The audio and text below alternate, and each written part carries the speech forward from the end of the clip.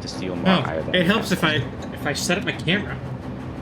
I mean, yes. I got to use. Right, that's right. Because your other account doesn't use your face. Nope, I don't use my face. Your face.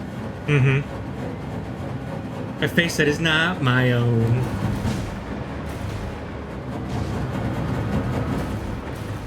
Welcome everybody to what may likely be the last Satisfactory stream. It's the last one, everybody. It all hinges on my factory and if it will produce correctly. Well, it will produce correctly / produce enough fast enough. Yep. Got 13 out of 200. So why are you idling? You're currently idling. This is bad. See.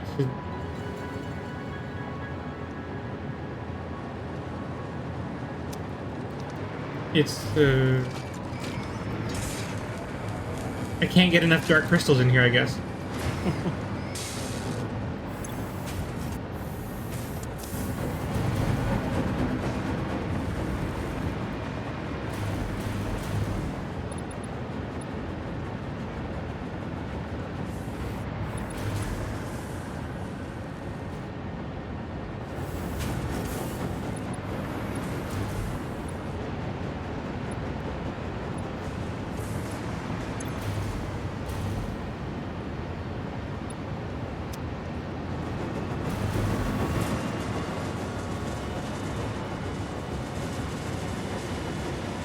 Oh wow, two of them, my planes just perfectly synced up and landed at the same time.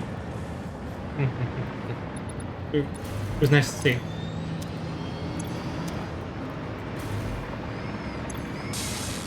Really? That was all the dark crystal you brought?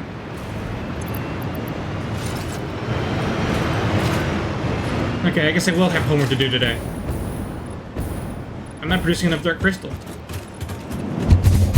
Did you shatter it? I would never. Did you consult the Skeksis? No, they're sketch. Sketchies, if you will. You have watched that film, right? I have. It's been a long time, but I have. Didn't we see it in high school together? Well, I grew up watching it. I'm not sure if you watched it in high school. I swear we all watched it together in one class in high school at some point. For some reason, I don't remember. Which class would have shown that? I honestly don't know. I would presume. Which one? Writing. I don't know. I don't know if that's what it was. I just have a vague memory of it. And I know I watched it again at some later date, but I also don't remember specifically when. It's been a while. I mean, like, I could think. I wanted to rewatch it to watch the series that came out not too long ago, but I haven't done that yet. Wow. I think we watched like one episode of it. I thought we watched 2, but I'm not certain. Yeah. Okay, I'm not getting enough dark matter residue up in here. I must go correct that. I thought I did, but I didn't. These pipes are so unreliable. 225 per minute, okay.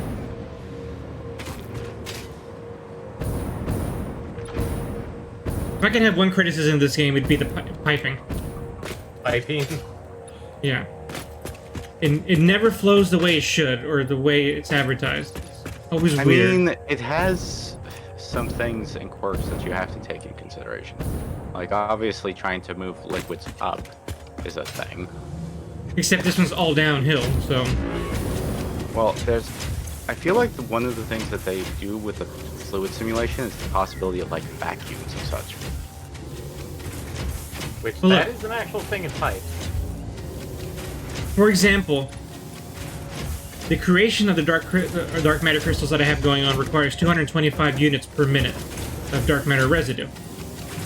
I'm making 250 per minute consistently, and for some reason it's still locking up. So I don't know why that is. How am I making more than the input and it's still idling? Yeah, I don't know how dark matter works. That's how it happens with all liquid. Well, anything in these pipes. It's a gas, though. It's a gas, though. It's anything with the pipes. Anything in the pipes behaves this way. Where I'm literally putting in more than what the intake is, and somehow it's still not enough. Do you want me to check it? Because I obviously have done a fair amount of piping most of these places. I would love it. Might as well. Okay, it's the last day. Where are you? You are north. Mm-hmm. You're nerd. He is nerd. Find a way.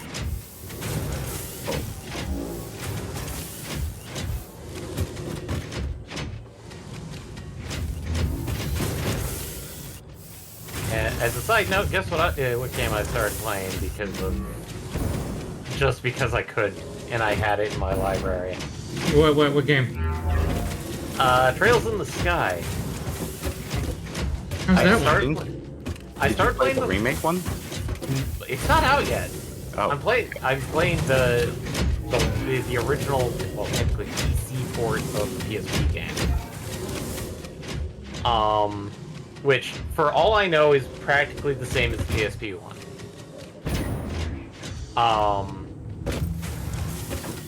And it's weird because one of the characters, like, they say it's voiced, but they really only, like, do, like, little tiny victory chants. But they say, like, there's voice cutscenes, like, really? And one part of it is that one of the main characters, Joshua, or Josh, guess who he's voiced by? Oh man, that's a long list. No, it should be pretty easy, because think 90s anime voice actor. Narrow it down very into a small list. I don't know a lot of the 90s ones. I know the 2000 ones, but not the 90s ones. Well, most of the 2000 ones should intermix with the 90s ones, so... Crispin Freeman? No, actually. But good guess on that one. Want a hint? Yeah, give me a hint. MPX will get this one.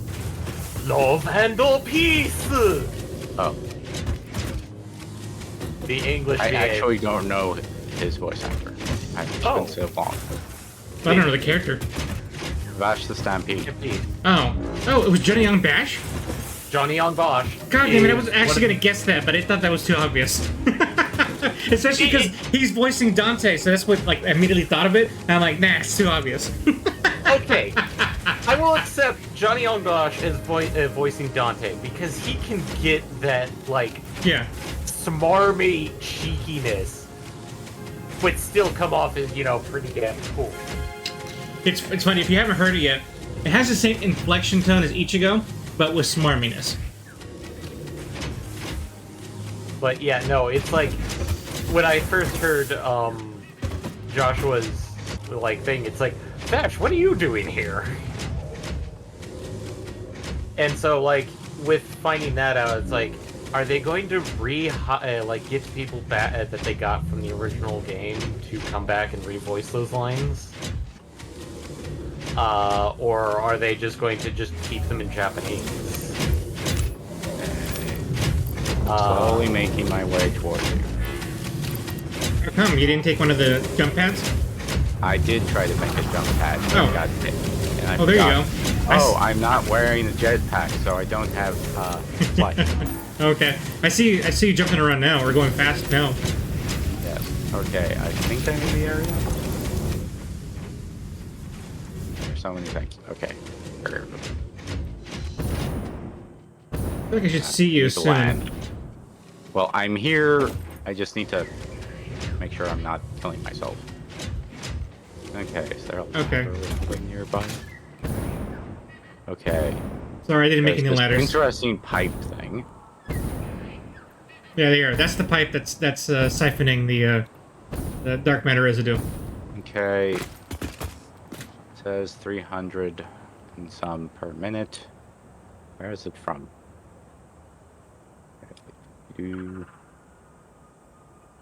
Okay. Coming from 2 sources.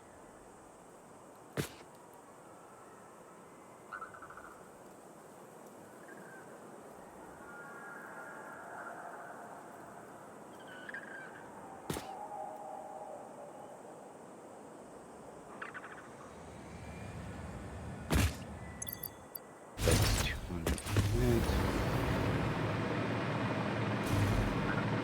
50.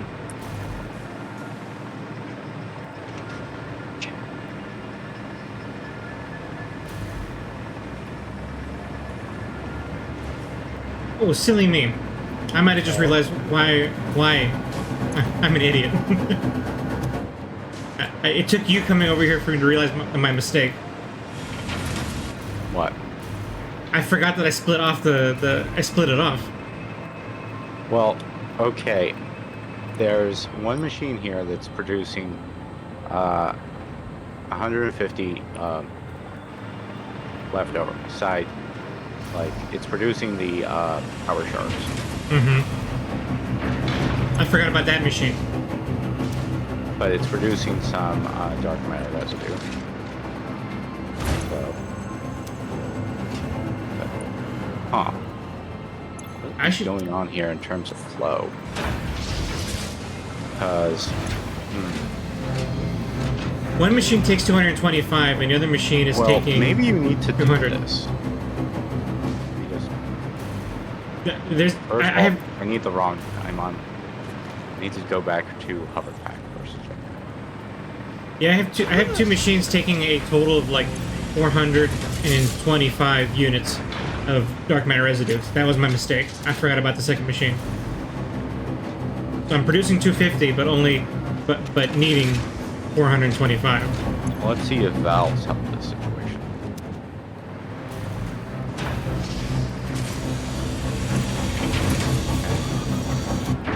Let's see.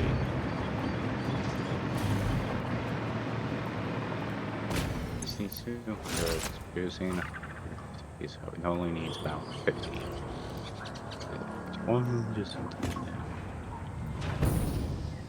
Because I don't know if valves work on non-fluid stuff. How come 50? This other one takes 200. Hmm. Yeah, the. Oh wait, I forgot. I have 3 machines. I'm being a total idiot.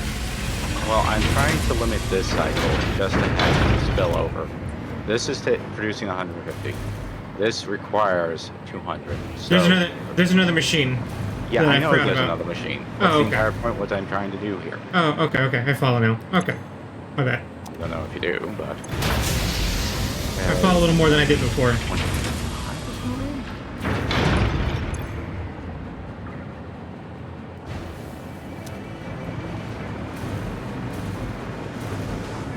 Getting the time crystal.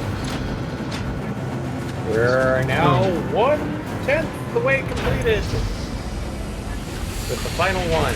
So.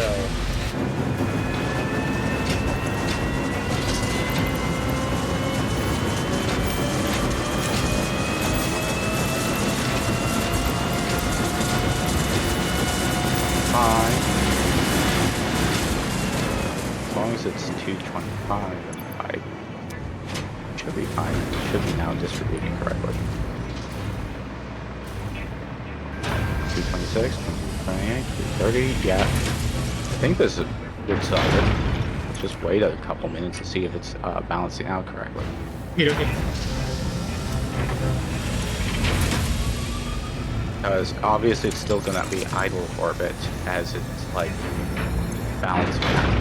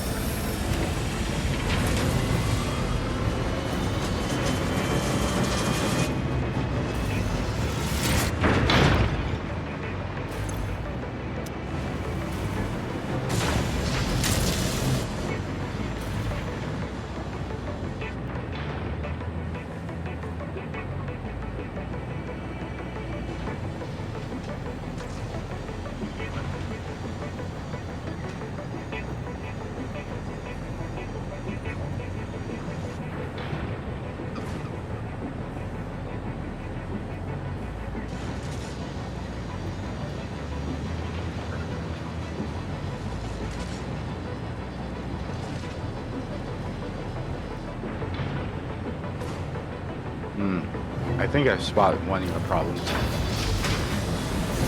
You're not producing enough time crystals. Okay, that would make sense.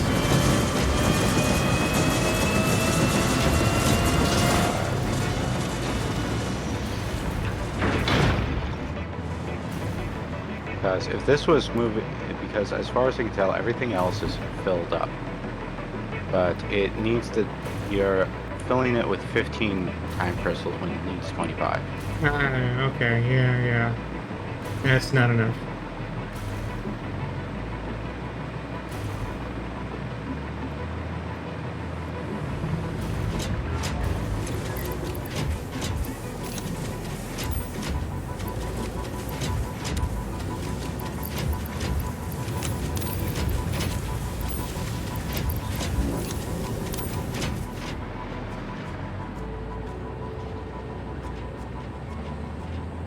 I mean, this machine is now working at 100%. So 25, 25 here.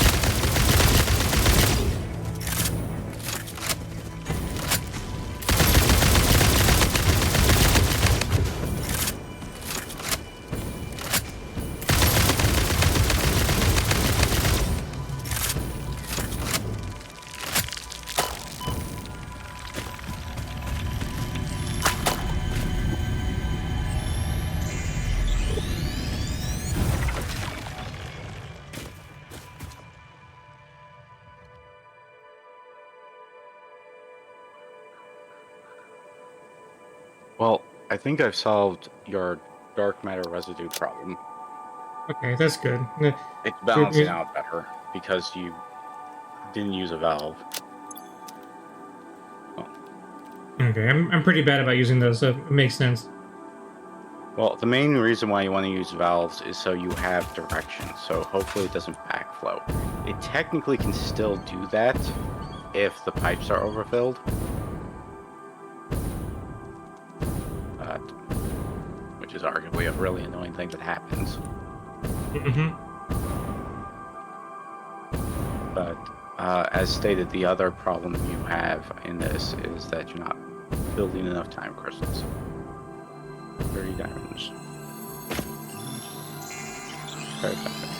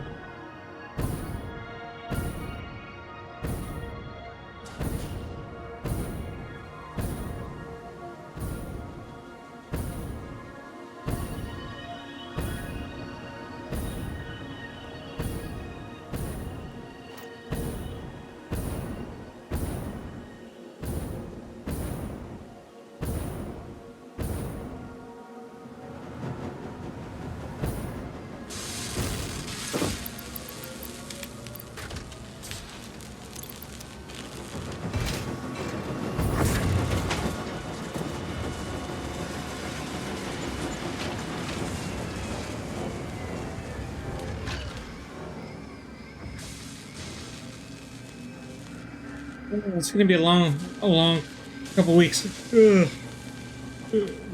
Best way possible, but it's gonna be a long couple weeks. Mhm.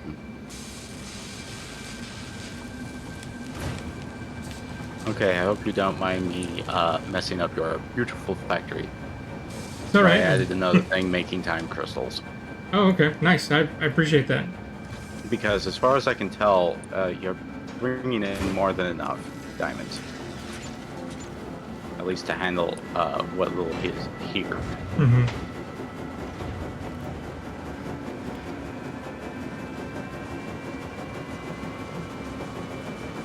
Yeah, I trust your design. Now, if it was David, I would have questions. Why would I mean, pay? no real difference. There'd just be spaghetti everywhere. Instead of, like, organized stuff. It would still work, it's spaghetti. Anyway, I need to go back to my own stuff. These the means of mass crystal, dark matter crystal production.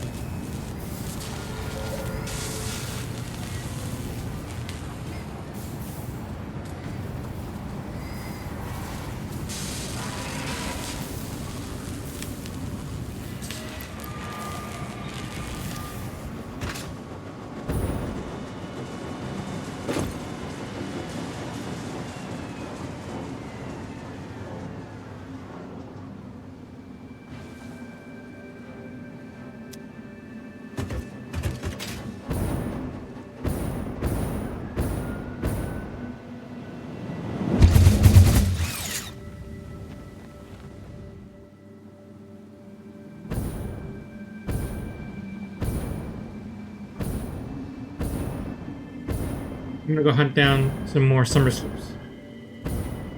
Okay.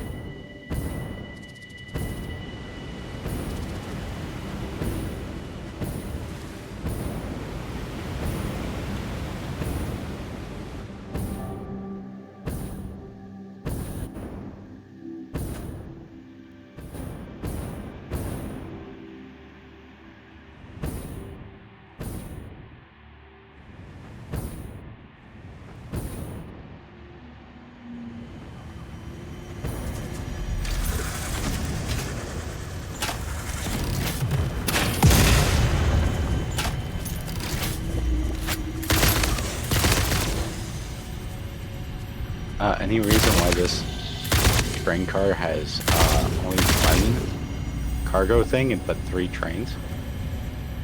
Let me see which one you're talking about. The one that I'm riding right now. Can't find you in the map anymore. Follow the veins to the altar and chant. It Let me like just see what station this is called. it's probably one of the ones that goes to several stations. Battery Prod East. Battery production, I guess.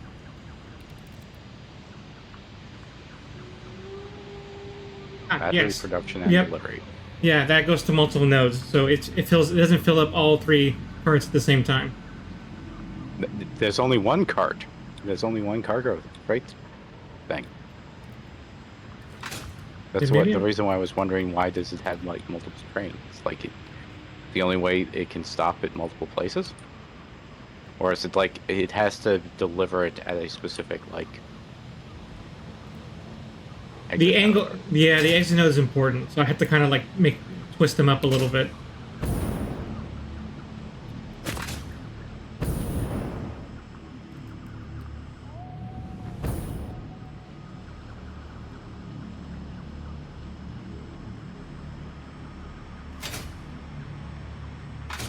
I think of one in particular, to make it go to the right output, I had to like add an extra cart or something like that.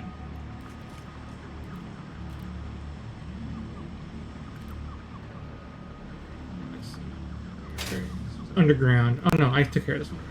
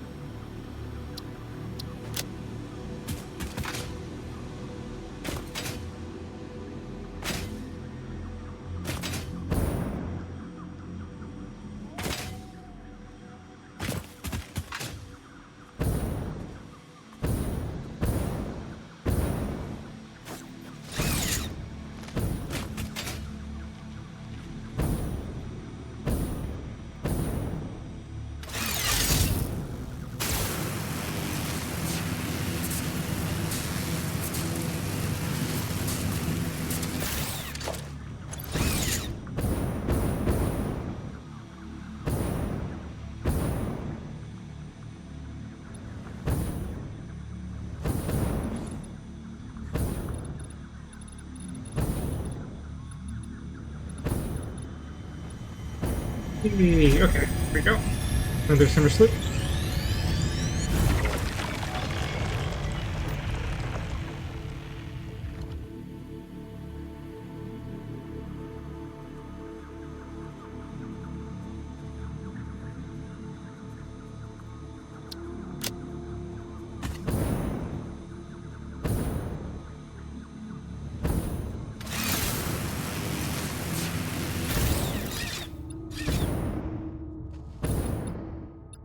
So that gave me some momentum.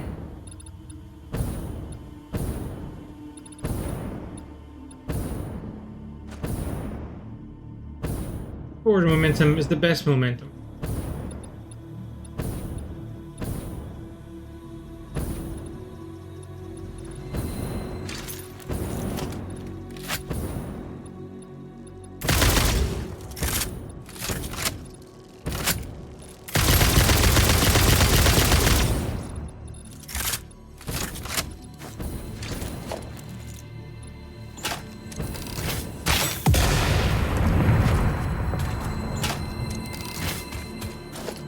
This one's underground too. Okay, time to go into the hole. The scary hole. Hole that is scary.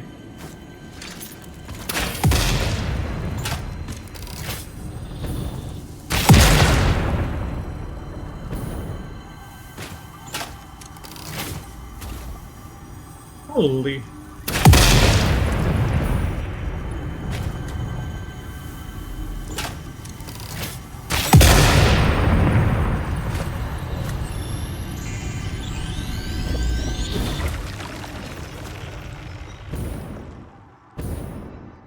It's not a secret exit too. Where's the secret exit?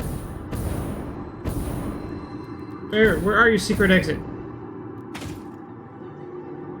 Here we go, secret exit.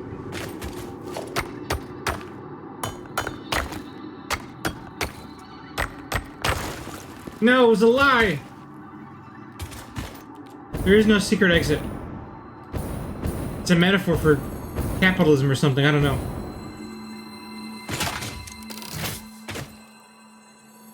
Okay. Done here.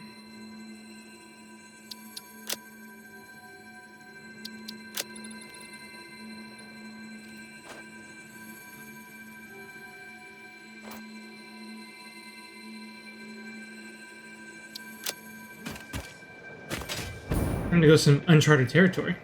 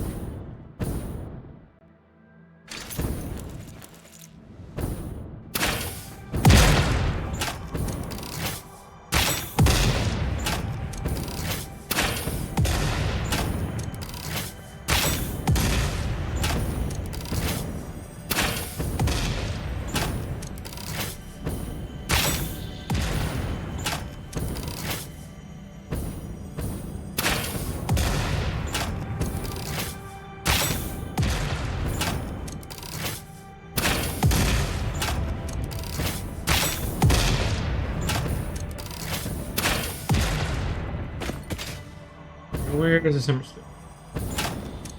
Amongst the cacti. The cactuar. Yeah. All of it. All the cacti. Are they doing 1,000 needles to you? 1001. Those are pretty fucked up cactuar if they're doing 1001. Right now. It's a little unheard of, honestly.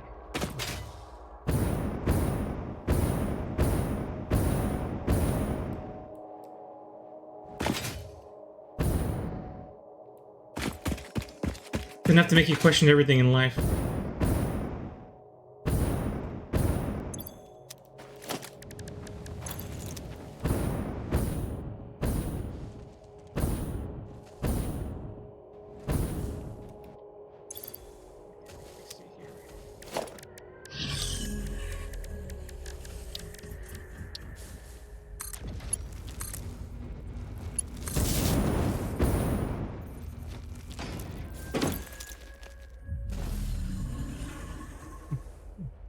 There, this territory is no longer unexplored.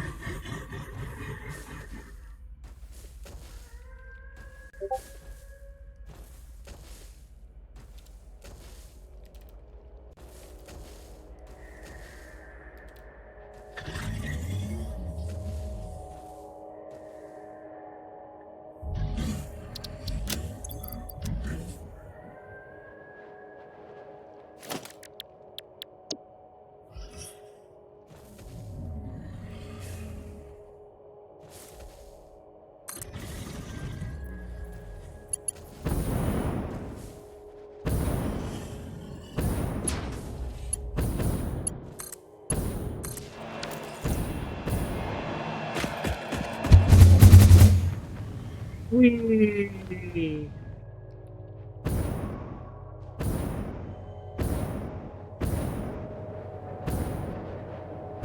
A rail tube cannon in every household. That's my campaign promise. Everybody gets a rail cannon. You get a rail cannon. You get a rail cannon. This is mainly for the infrastructure, so somebody can actually move around the map. Yeah.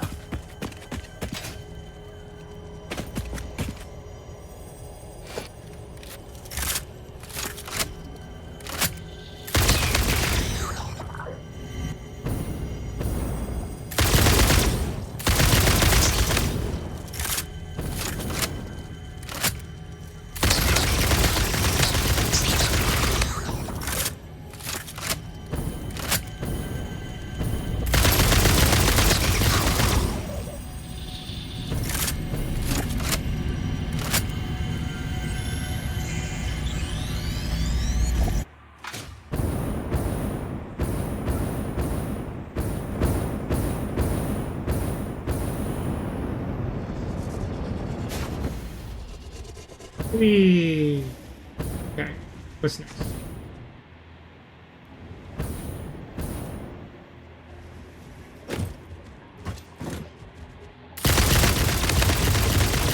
In the face! You deserved it. You did wrong your whole life, and now you're dead. All because you dared to live. How dare you?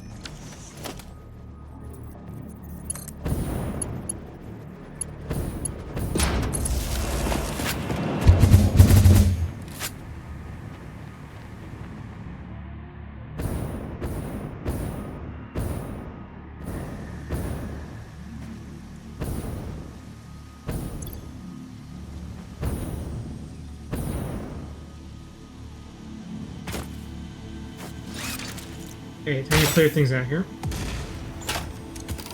It's too hard to see.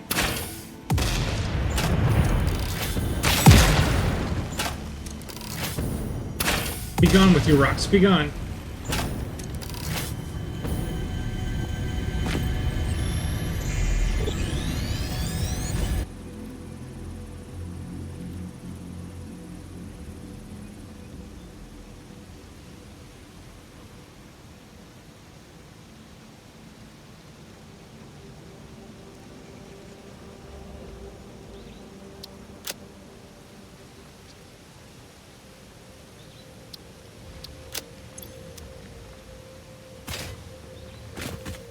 Alright, we're at 40, so that's 1/5 of the way.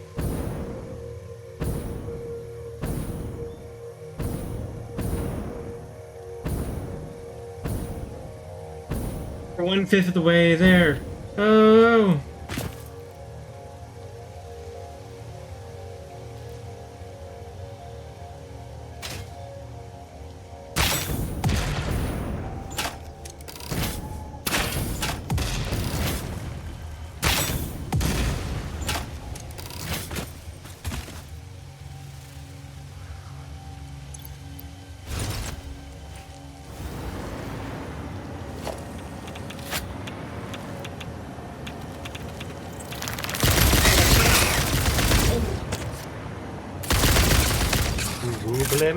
I was ready for you.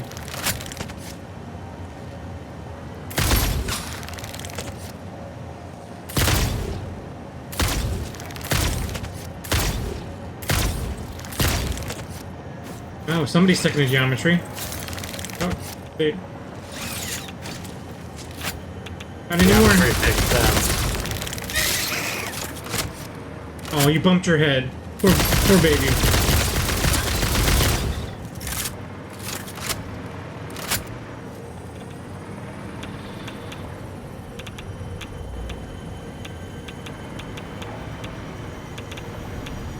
Where is the soup of summer? Super slumber suit?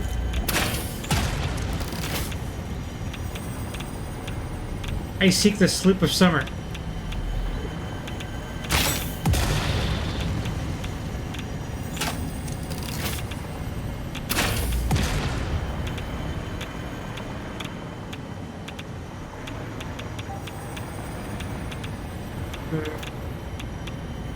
Seriously, where is it?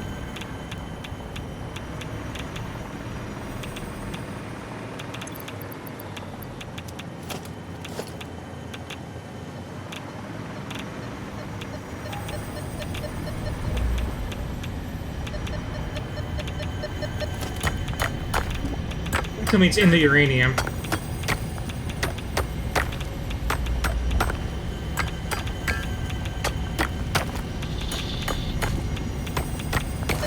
It is! You bastards! It's in the pain area. I had to mine uranium to get the summer slip. I mean, sometimes it does happen. You just have to remember to take it out of your pockets. But it's my glow stick. Where's my glow stick?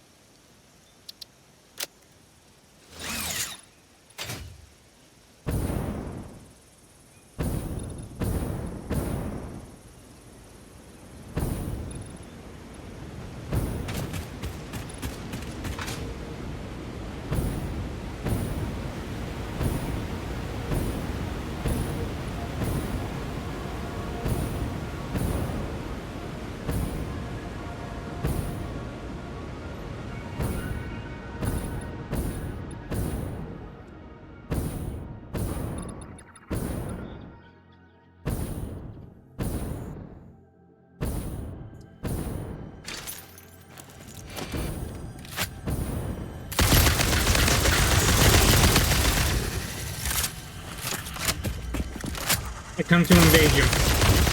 Run. Run if you value your life. No, but you're attacking me. You could just run away. I would have let you go. But So instead you made a Mark III blueprint maker. Not like we're going to use it. Eh, who knows? Is it a Marky Mark? It's the biggest one.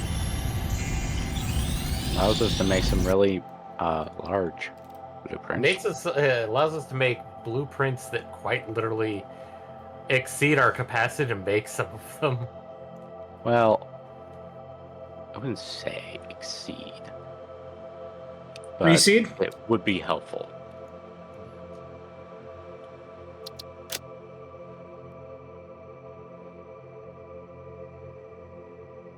I ended up doing my pulls last night, and it took all my currency, but I managed to get 2 copies of Bernice again, and Nice. 6 copies of the new A rank. So I'm doing pretty well for myself. Oh, A rank. A rank, aka 4-star. Mm-hmm. Yeah. Yeah. You're correct. In other words, you can now get annoyed whenever you see their face again in the gacha because it's like, I don't need more copies. I really don't. Except now I've decided that I'm gonna start saving the residual points from those pulls to buy the engines for the standard banner A ranks that I've been hoarding this whole time but don't have their engines for. So, and I need one more. So it means less pulls because I'm using the pull currency instead of exchanging it for more pulls. I'm using it for the weapons, but it's a short-term game for a long-term value. Yeah. No. I'd say Actually- it's a question of how often do you use them, but Fairly often.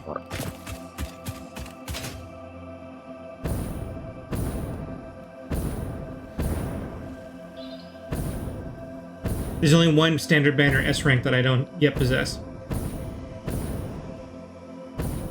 Which is Grace. The engineer that loves robots. loves robots.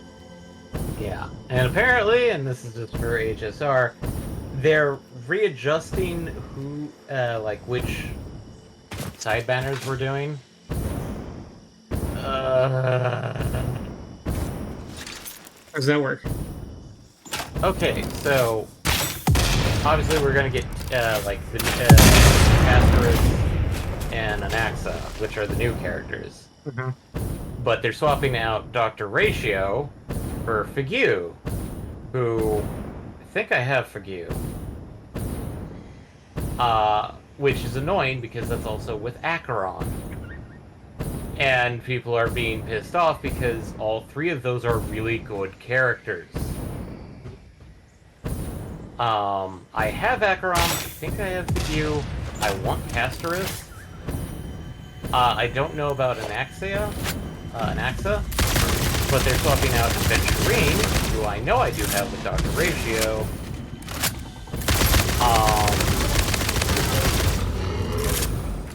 And then obviously there's the our 4-star characters,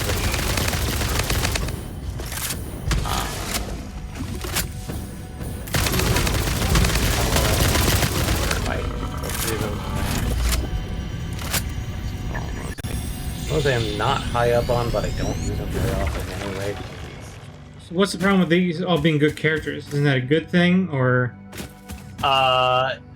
Most people have, and most people are being pissed off is because, like, we want more money to get these characters or double up on them.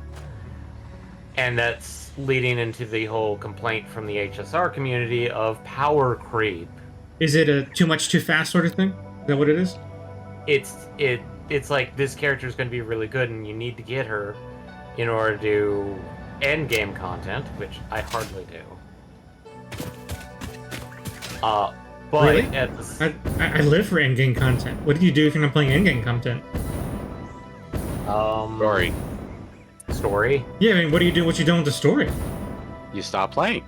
Oh, I don't know. just do dailies and that's it. Yeah, I don't understand this. But it's one of those things of like, people are pissed because like a lot of people are wanting to get copies of Casterus. Initially, Acheron, which I do have an Acheron, I don't have any copies for her. So Acheron's is the rerun or a rerun? Acheron and Figu are the reruns. Okay. I think Figu is the... Yeah, I think Figu is one of our Super Braid characters. And really great at it because it's... the way that they do it is... I'm trying to remember... Okay. Time to bring up. Let me see, because I think I should have something open first. HSR.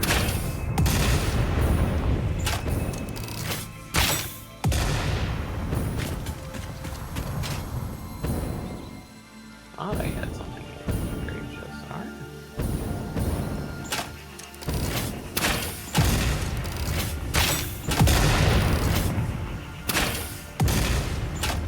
Ah, here we go. Okay, let's see here.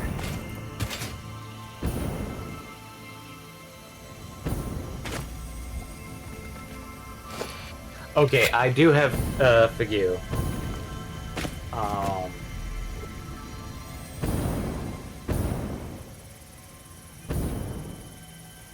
But you too. Well, technically, her full name is Tinyun Figu, because she originally was a 4-star character, but due to story reasons, things Oh, happened. that's the reason why she's not notified. Because it's not the 4-star, but 5-star. It's the 5-star, yeah. And that's why. Usual attributions when you're talking about the same character but different forms. We just had the same thing in this patch. Yeah. We got an S rank that is a variation on an A rank.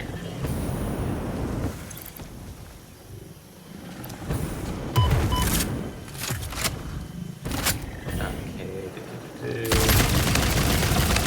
So basically, one of her skills is that she can buff a character to increase their break effect by 30%, and reduce toughness when attacking enemies that don't have a corresponding weakness type. The equivalent of 50% toughness. Which is why she's really good, and a lot of people want her, is because of the factor that that gives people the ability to break when they're off element.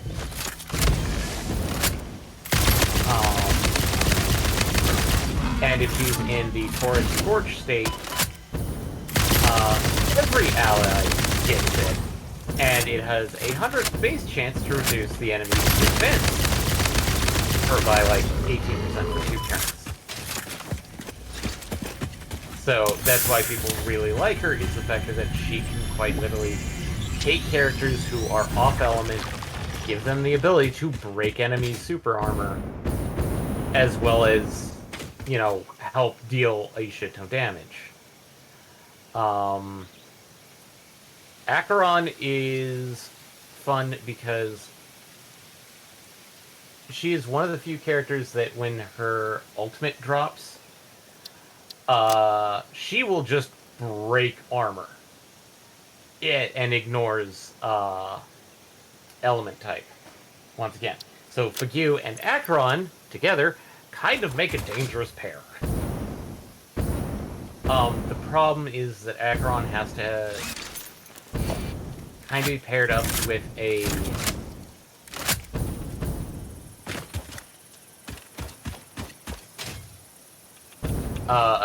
erudition character, because the way that her ultimate works is that let's see here. It requires There's no pylons. Sorry. well, it's a point-based system, and the problem is that erudition characters trigger it much more easily. So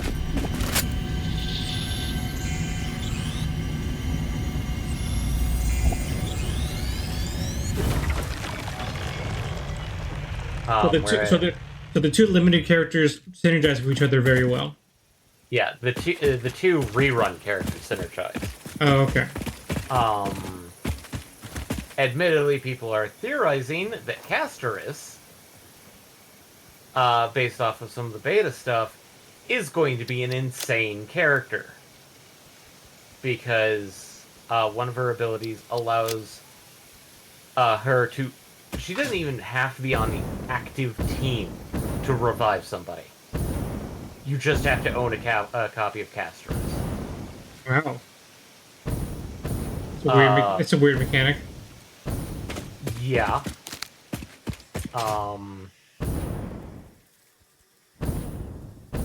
So let's see here. I'm wondering if we have information yet on it.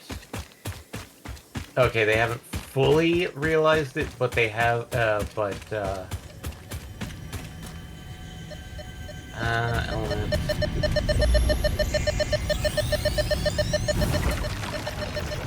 Interesting, so she is a remembrance character.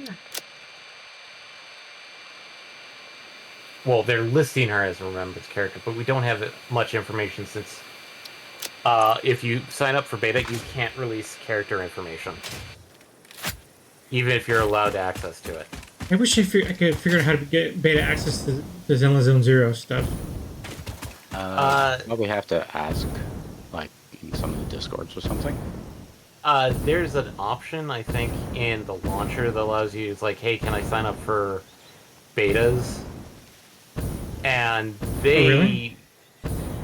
They are a little strict from some of the people that have gained access.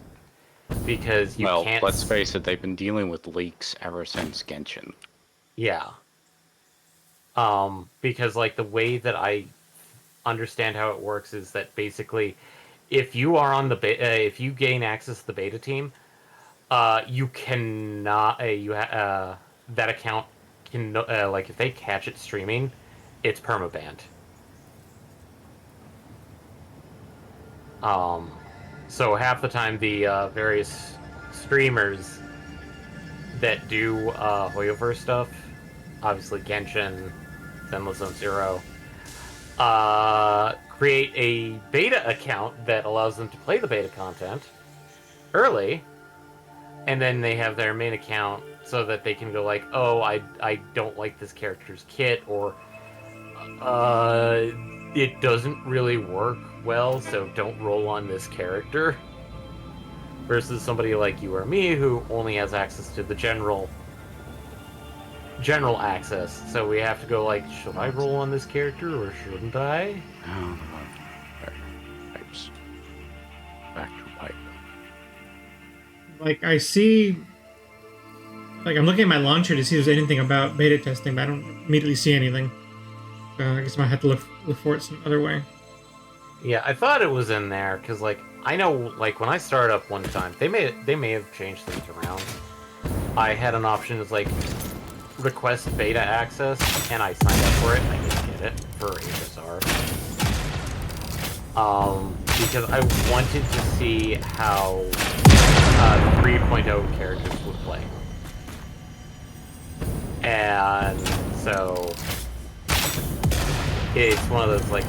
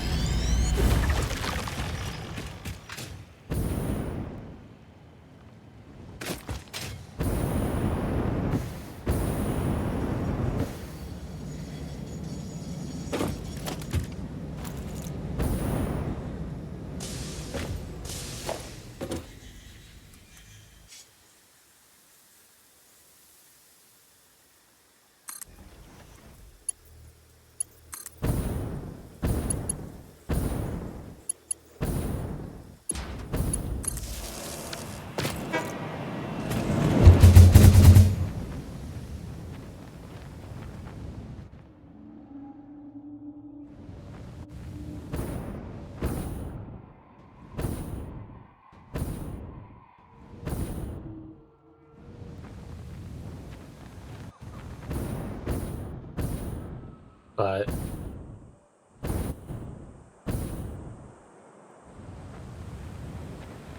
other than that, kind of getting back to one of the previous topics, yeah, I started playing Trails from the Sky.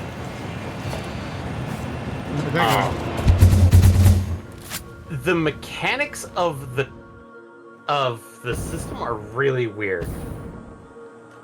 So, okay, you have played Final Fantasy VII, not the remake, the original one. Right.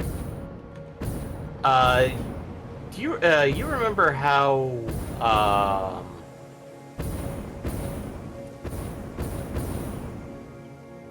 how materia worked like that, right? Yeah, you slot it in, upgrade it, access to abilities in the material. Yep. And you know how like there was various like links and stuff that like would lead to abilities. Yep. Imagine the materia system on crack. And you're Cracteria. not. So the orbment system is that each character has a very specific orbment. I'm not going to go into why it's called that, because that's lore and they dump it on you fairly easy, so it's like, if you're going to play the game, I'll let you find that one out fairly quickly. But each character's orbment is designed, is basically tailored to them. Meaning that various parts of the line will link up and other ones are just off by themselves. And not all of them are opened when you start out. So you have to spend a material called Sepith, a specific amount to unlock them. And these things range, depending on like what you add to somebody, allows them access to specific spells. And you kind of have to do this because elemental weakness, because like unlocking the lines also increases the character's MP value. So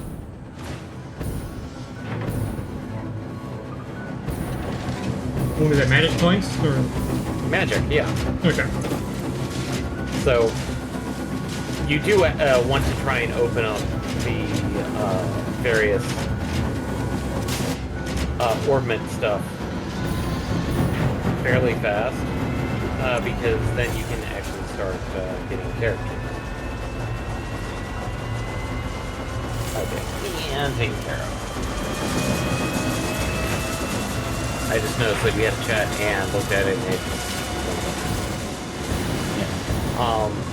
as for the actual combat, so the characters, and as far as I've seen, there's like this is standard for most of the Trail games, because obviously Trails in this guy is the starting point.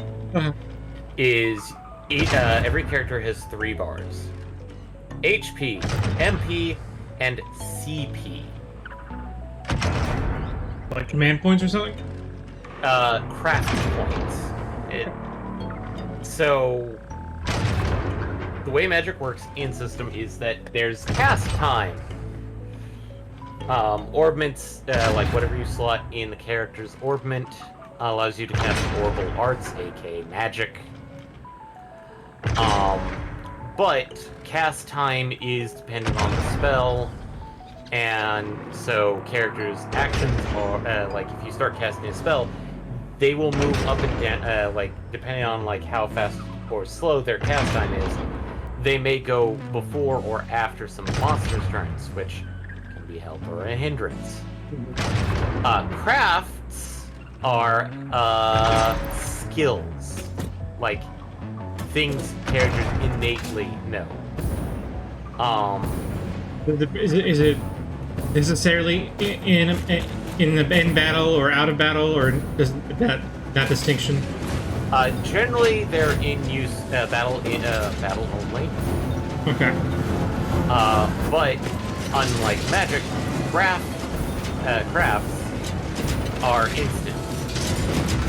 So, like, let's say a character has a craft called morale that boosts character strength.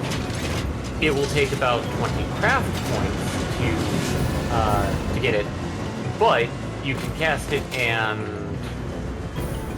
like now all the characters that were in the area effect have boosted strength.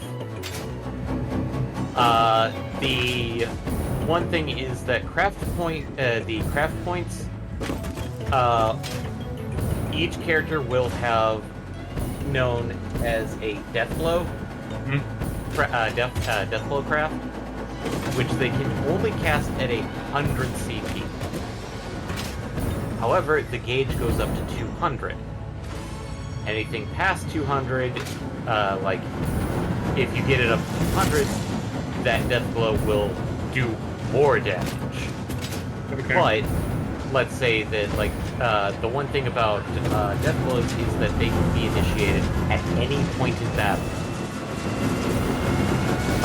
Because another mechanic of the battle is that since it's got this, like, turn-based system where, like, you can actually see the characters, like, which turns they're in. There's various things that happen during battle, like, oh, hey, if you defeat a monster on this turn, you get more Sepith from them when you defeat them. Or, this is a critical hit chance turn, which means anybody who's on that will do critical damage. So, you don't want the enemies on that turn. Other ones range from, like, HP heal, EP heal. Oh, that's right, it's not MP, it's EP, ether points. Okay. Ether. Ether. I don't know anything about ether. Which it restores a certain amount on that turn, percentage based. Generally, it's like 10%, but on one of the boss battles, I saw 50% HP heal. I'm like, holy shit. Oh.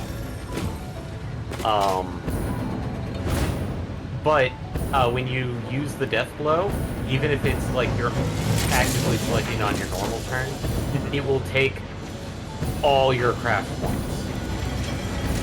So if like you're at like 199, it'll take all 199, but you won't get the bonus for the 200. The way you earn craft points is, well, dealing damage and taking damage. Okay. Oh, So just participating in the fight, really. Yeah. But I feel like there's going to be like mechanics where there's like craft point regen at one point. I just haven't gotten very far.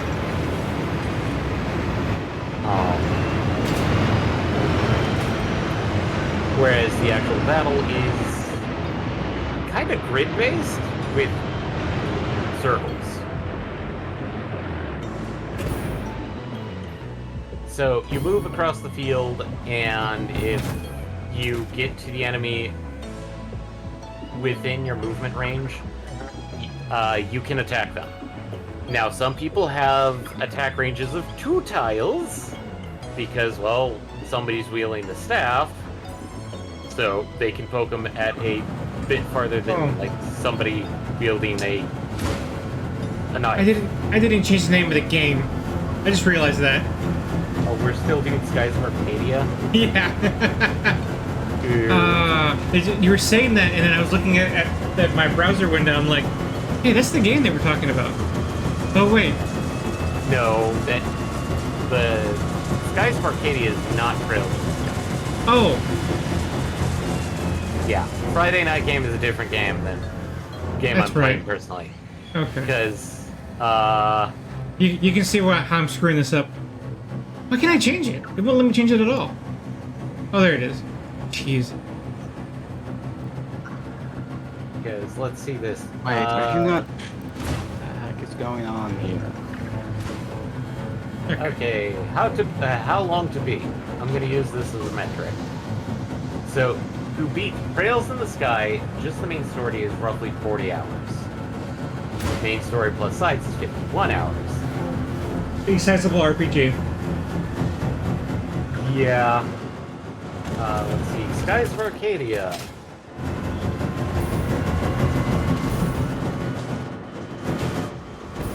Legends, which is what we're doing. Main story 41, main plus sides 53, completion at 65. All styles 51. I'm pretty sure I can beat that time. And do most of the sides. Do we need to build under another... 40. Do we need to build another power augmenter for any reason whatsoever? Not really. We're doing pretty good on power. I mean, yeah. As long as I can... Yeah. Come on. I was pretty sure the answer was no, but I wanted to double check. Are you sliding those into the ballistic warp drive stuff? Are you asking me that question? Yes. What was the question then? Because it didn't make sense to me what you asked. Are you sliding those summer sloops into the one creating the ballistic warp drive? Oh, yeah, yes I did. I already did that. I did that a long time ago. I had spares. Okay. Just making sure.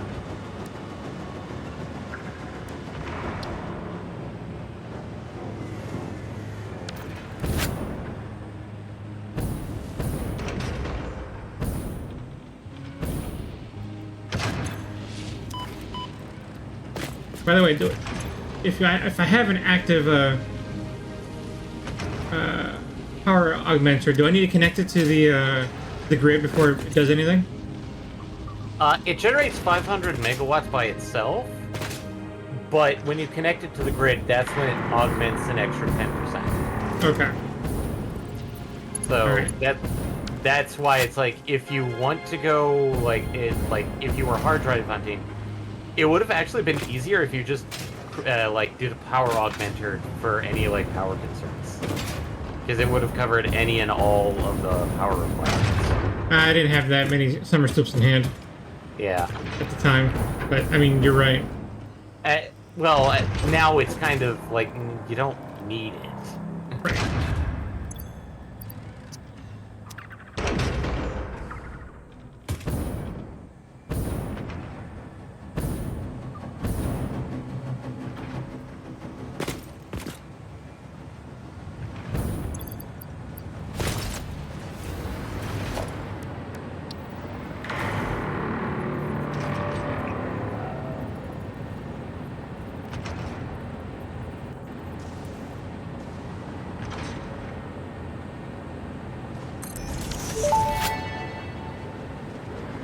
You have finally built a portal. Perhaps now your progress won't be as slow. To ensure no further delays happen, I will give you some tips. But A functional I'm just playing the portal is first Trails in two-way the and Sky requires because one it's like, main and one I wanna see how satellite the original one portal, each only plays. connecting to the other. And Establishing a portal even with connection will what, require uh, input like, of what I singularity know of the series reactors, so far vast amounts by of power, watching one of and the some later patience. games, Before you continue, you could still change the they've placement made of some that one. vast improvements It seems to the system. suboptimal.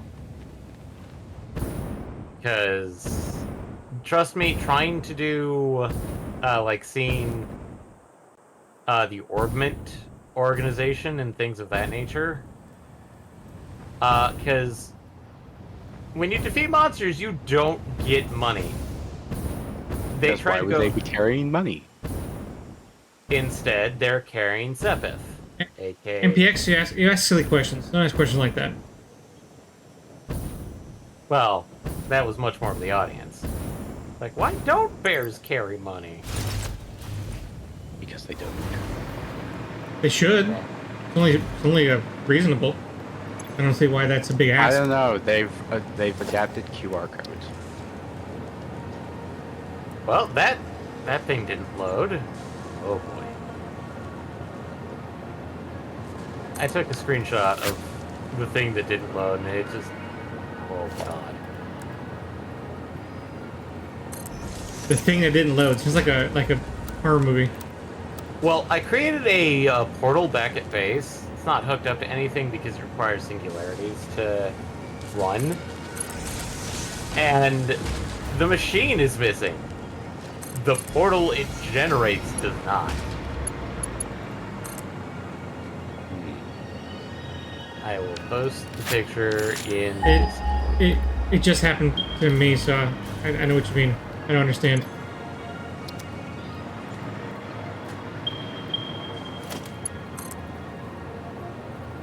But no, enemies drop Sepith, which think like aetherite crystal, aether crystals from 14. But they're pretty much used to create the orbital gems for socketing in the orb mints, as well as you trade Sepith for money. In later games, they created they quite literally made a. Let's see. What's Sepith? As stated, they're like shards of aether. Okay, that's what you were talking about. Sorry, I thought you were describing something else. Because I was thinking well, I know it's like just like typical RPG mechanic to have monsters drop money, but but giving them any random drop that every creature happens to also have also requires some level of explanation. Why do all the creatures have ether? In this case, monsters basically crystallize things in their body, creating Sepith. Sepith that can also be mined from the earth. Generally, what's found in monster bodies is smaller and less than what can be mined, but you can still use those Sepith shards to create the orbal gems.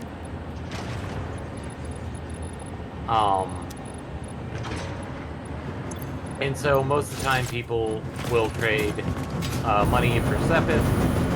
There are 7 forms of Sepith. And this is where it gets kind of annoying, is that there are exchange rates. Was it an active economy? Like, roughly, from what I've read, it's like you go to, like, depending on where you are at the story, it changes certain things, exchange rates. So, the element system is kind of funny because you have the standard for earth, wind, fire, water. Earth. And then we have 3 other ones called the higher elements. God? Which are time, space, and illusion. Illusion? That's a third Later games. A third wheel that. Called, Go ahead. Sorry.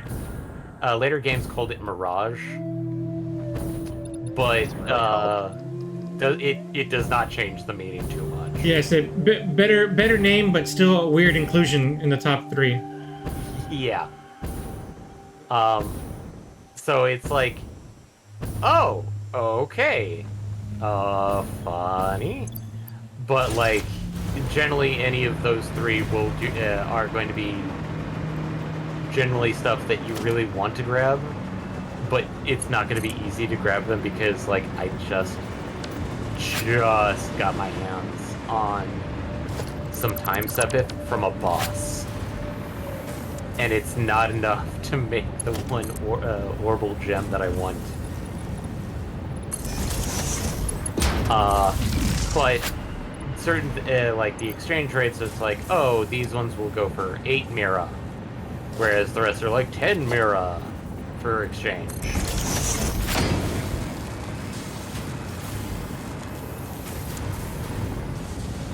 Okay, time to try out this portal. Did you like? Is it a sub portal or a main portal? Both. Okay.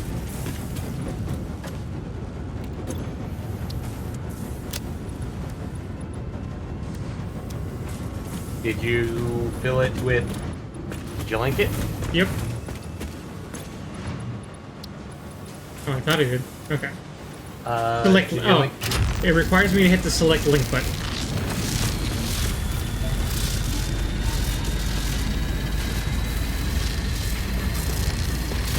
Let's go.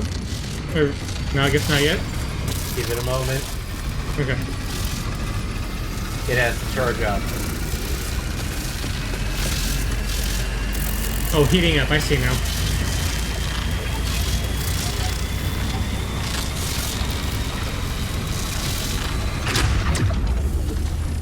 If I take it, it has to heat up every time you use it? Yep. Okay. Here we go. Hey, We. It's like the those things. It's full of stars. It's full of mapping.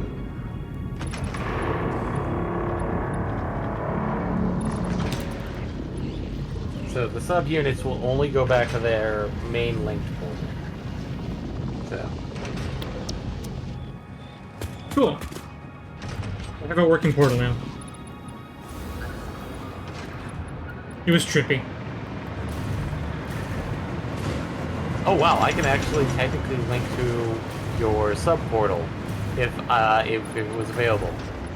I can't link to your main portal though for whatever reason.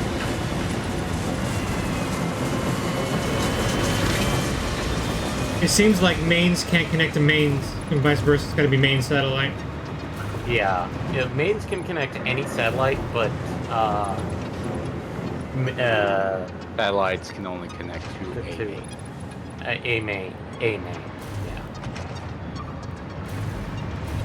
So it's not like the portals in Valheim. Those are cool. But then again, we'd have to have the fucking sticky note with all the portal names. And dear God, hope that somebody didn't fudge with the names.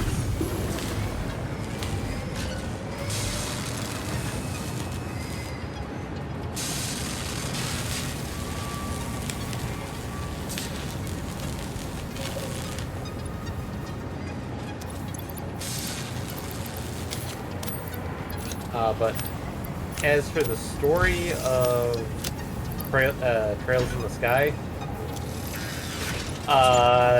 since I've just started, I really can't say much other than, oh, I can see why Japanese players really kind of like this one. What's the game? How old? Yeah. Let's see here.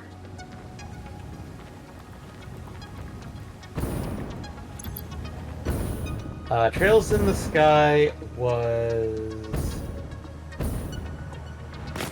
released in 2004 in Japan. And then North America in 2011.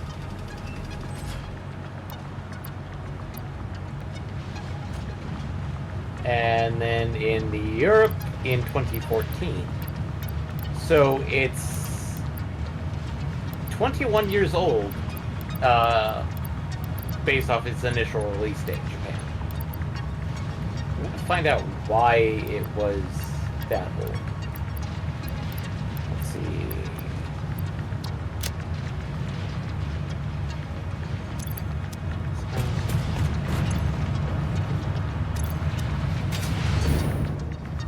Oh, that's why.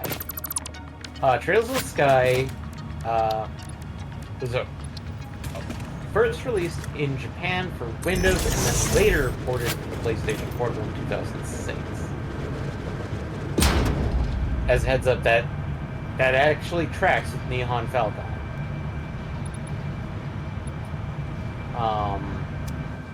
Then Xseed got the rights but did not release the game until 2011 due to the game's large amount of text necessary to translate and localize.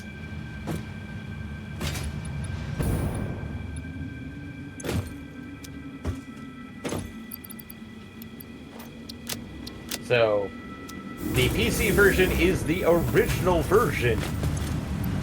But the problem was it was for, it was 98. Sort of old. I don't think Just it a was little. 98. I think it was like, at 95?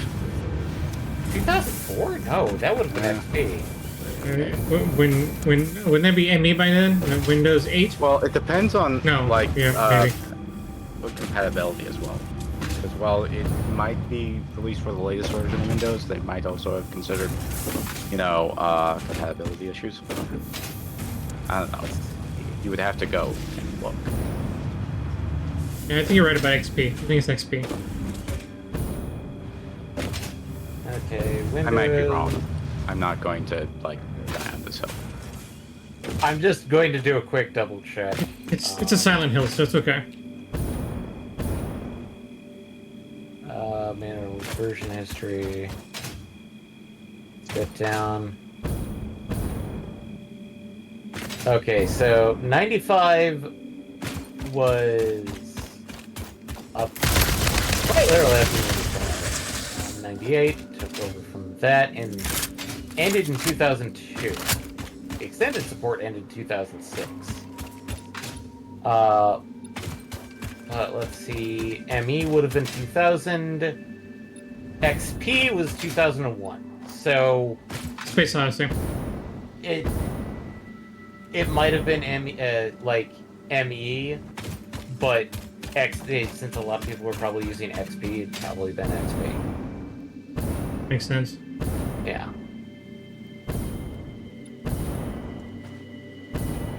So I was quite the user of Windows ME. why did you like ME? Because it didn't fail me. What he had. That too. It worked. I mean, if you don't know any difference, it's like, yeah, I guess it works. I don't know. I eventually went to XP, but I Yeah. had ME for a good long time. I mean, I'm pretty sure everything back at school was it NT when we got there, or did they get NT? I think it was NT.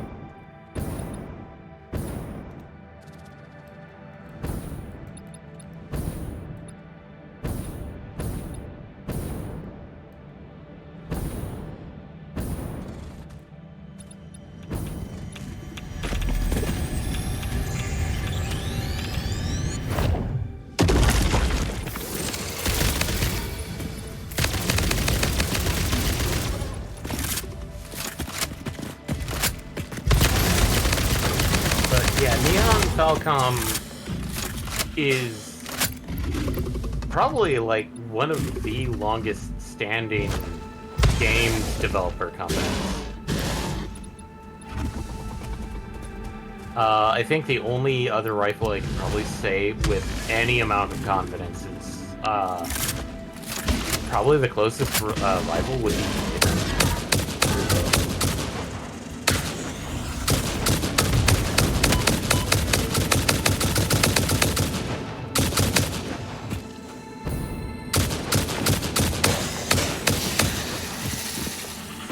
But, from what I've played so far of Trails in the Sky, FC as it's sometimes called, first chapter. Oh, okay. I was like, what? Because the second game is called Trails in the Sky SC, second chapter. And then you get Trails in the Sky third, which changes the name scheme, but it's like... Well, somebody Oh. figured out that wasn't going to work for very long.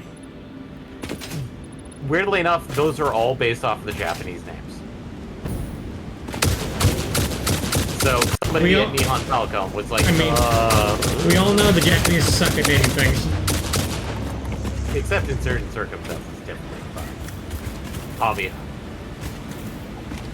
Japanese, we name our things after paragraphs. Only when it's a light novel. Yeah.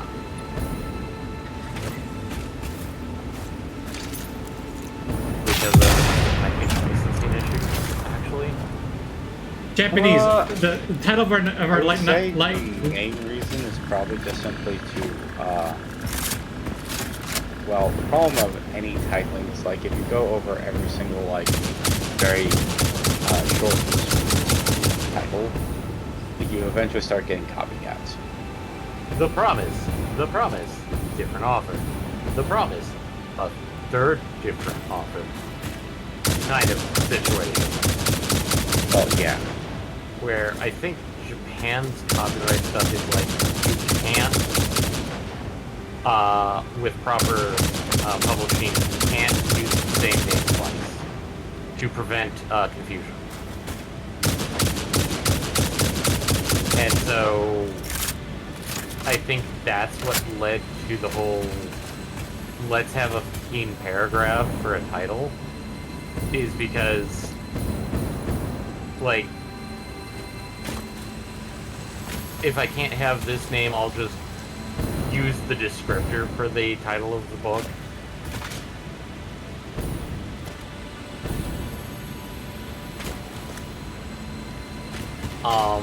Which has led to various interesting things.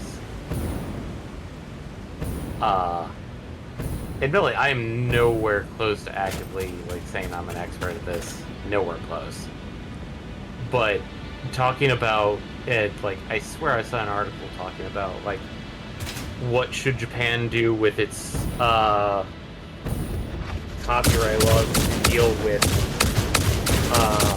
older works that are no longer published, no longer accessible. Should their titles be released to be used by somebody else? And I'm like, that. Do they not have a like the 75-year thing or whatever that is? Like we have Well, here? I don't think it's necessarily that. It might be something arbitrarily elsewhere. Like, it's not really necessarily for litigation purposes, but rather, like, maybe cultural. Obviously, you can't call something like the Tale of the Genji when Tale of the Genji part exists. Yeah. Without some modifications and make sure people know that you're not actually imitating or somebody else's work, historical novel. Yeah. It's not like our statute of limitations on copyright. Well, I'm saying, like, I would think that there is a statute of limitations, but what I'm arguing is that it's not really about, you know, the monetary aspect of it, but more of a cultural touchstone of making sure people know they are not talking about the same thing.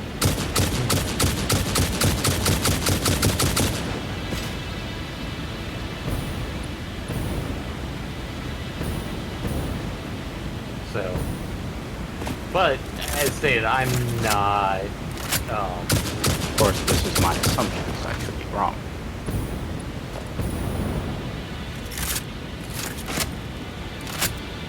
I don't have the full details, so I can't honestly give you the heads up on how this works. Right. All right. I was just pulling for info. Yeah. I was pulling. You were trying to hope to get to 5-star, but instead you got a 3-star.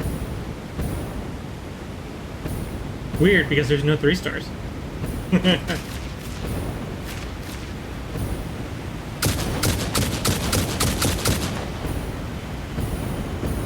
My luck is so bad. I pulled 3 stars in a game where that doesn't exist. For a moment. Look through the window. Right It's a back. thread.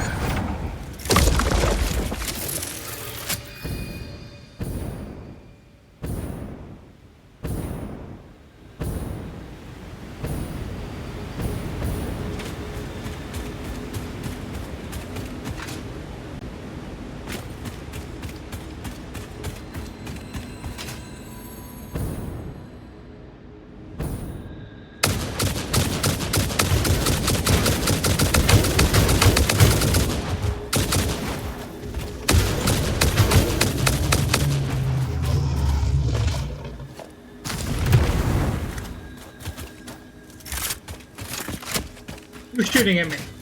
Show yourself.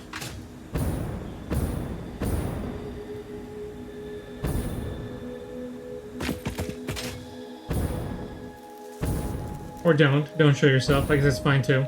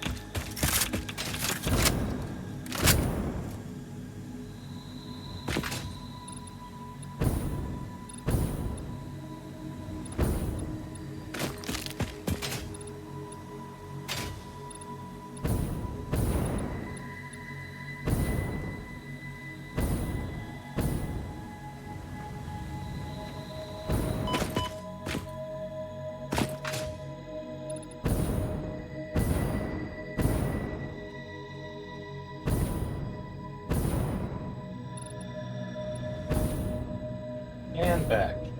Welcome back. And we're at 101, which means we're a little over halfway there. Whoa. Hey, Asher. Yeah. How intense do the plot lines get in HSR?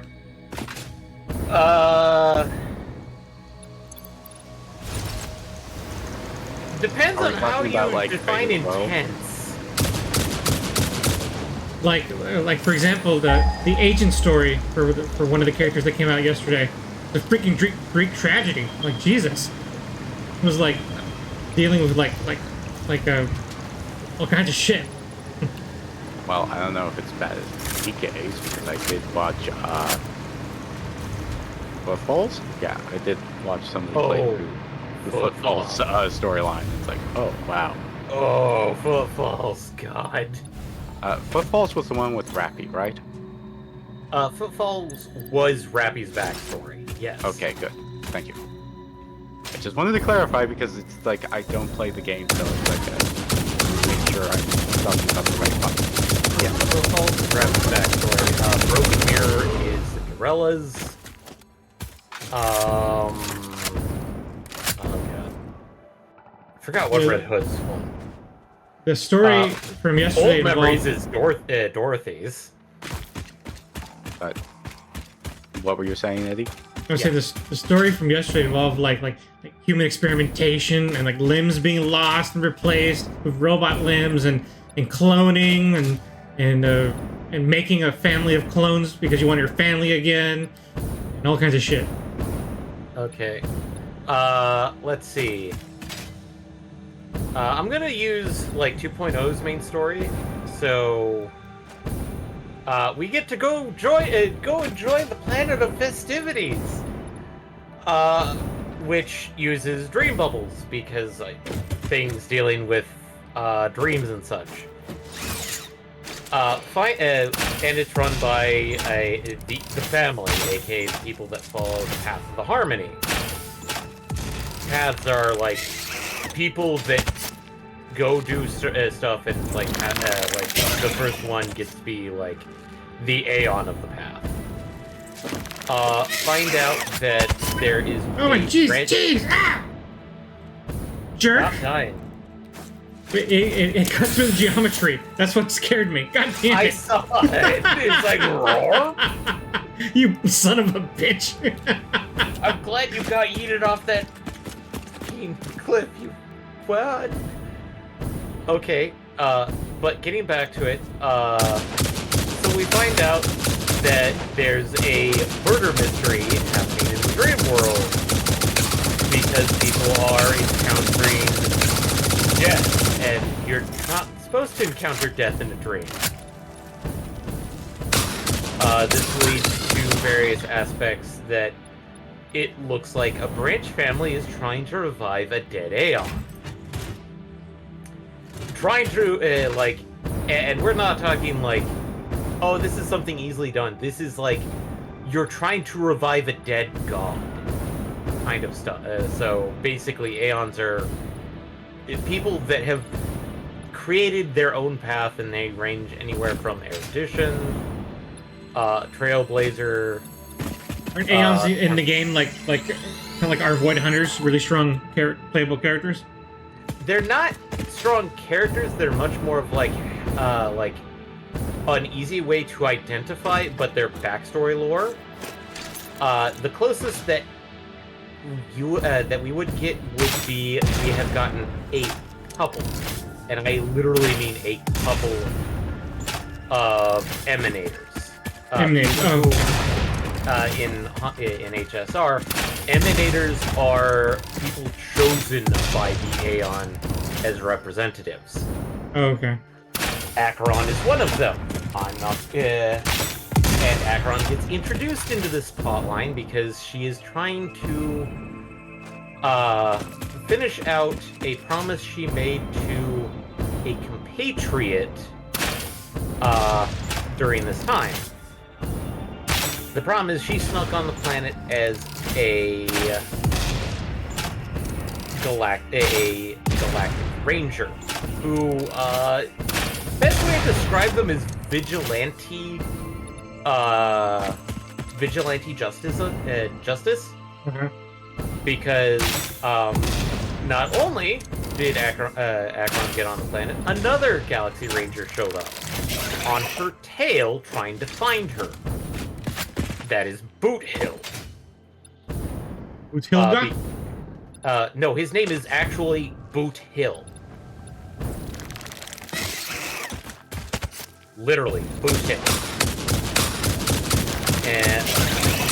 But we're just trying to figure things out, which leads to finding out that Acheron is the emanator for Utility, IX, which is the antithesis of the Harmony and the Dream World, because Nihility is the finality of things.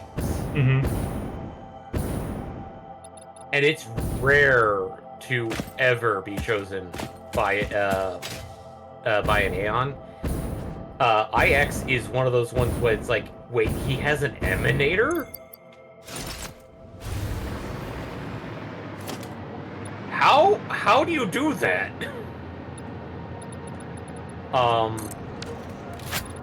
As such, one of the plots that's going on the side is that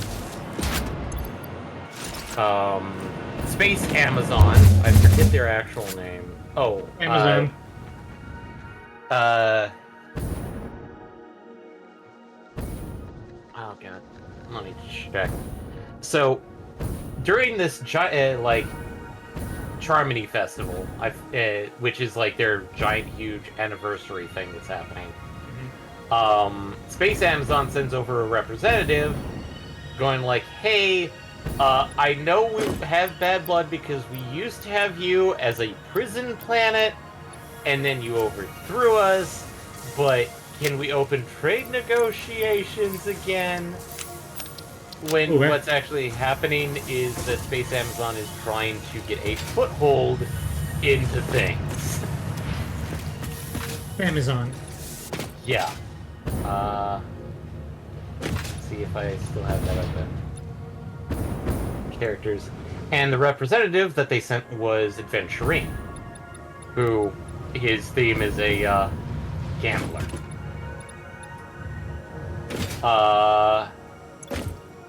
And the way that he is that he knows that Acheron is is in the dream world when she shouldn't be, and he's gambling on essentially trying to force her hand to use her ability as an emanator of IX, Nihility, to break the dream world.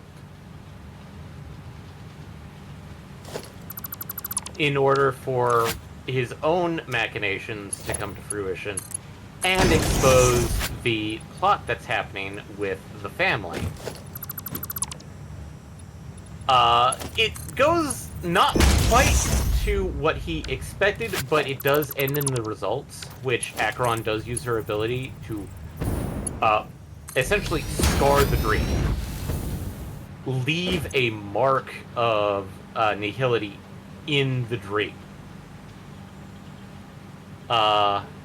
And thus he gets to be free of his obligations to Space the IPC. That was it.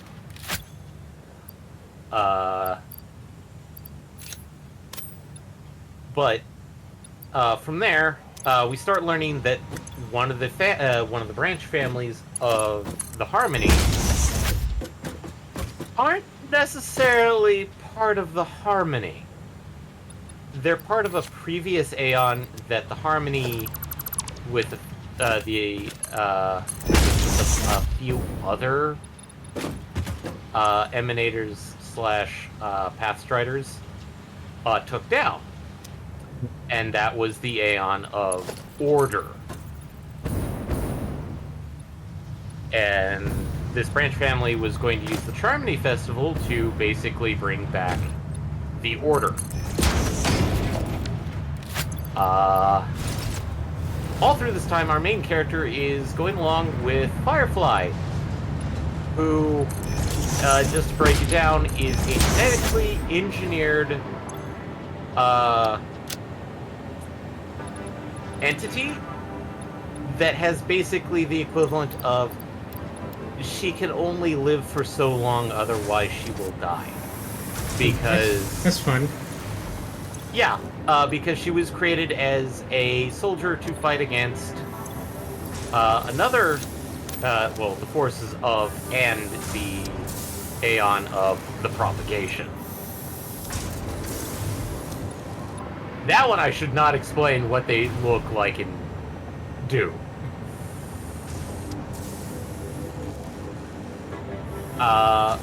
Propagation was defeated, and she is the last survivor of this, only to find out that the race that created her, bunch of assholes, because they're like, okay, you've done your job, have fun, bye.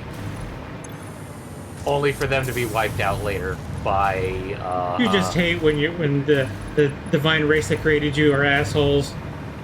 Yeah. So basically, Firefly is trying to fulfill something because she's part of the evil organization of the Stellaron Hunters. Which it comes off as like, oh, they just cause trouble in the universe, where it's like, no, they feel like they're setting something up, because there's some questions there. So she's trying to fulfill her part of the quotations script that's been given to her from the person in charge of the Stellaron Hunters, while trying to, you know, like, help you, the main character, out. It boiled down to, oh, we finally exposed the pot by the person that's currently the front man and scapegoat, that was going to be trying to summon the Order, or revive the Order, the Aeon of the Order.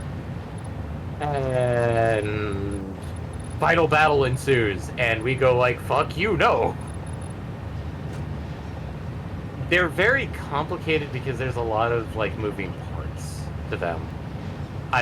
But they do actually, it's like, everybody really, really goes like, why? Why does Firefly, like, why? No. Fix Firefly. Help Firefly. She good. She's cinnamon roll. Well, the fun factor is that Firefly, when she's in her battle form, she's also known as Sam. Who... M.I.M. Actually, no. Apparently this is a bit of a reference to a children's book called Sam and the Firefly. Because... but no, Sam is an acronym for, let's see. She's not Sam, or is it? Is she? No, she's not Sam. Let's see here. Come on, where's the... I just want the lore! I don't want... Okay. But yeah, no. And the fun factor is that the entire planet that this is happening on, the, you know, like, festivities planet, has an aesthetic of the Roaring Twenties. Like, everything. We have mobs, aka the families referenced in Harmony. Disease? Run everything. A disease that runs rampant? Well, in this case, the disease is actually, quite literally the factor that the dream that they've been running for so long is actually so corrupted that it's actually causing problems in the real world.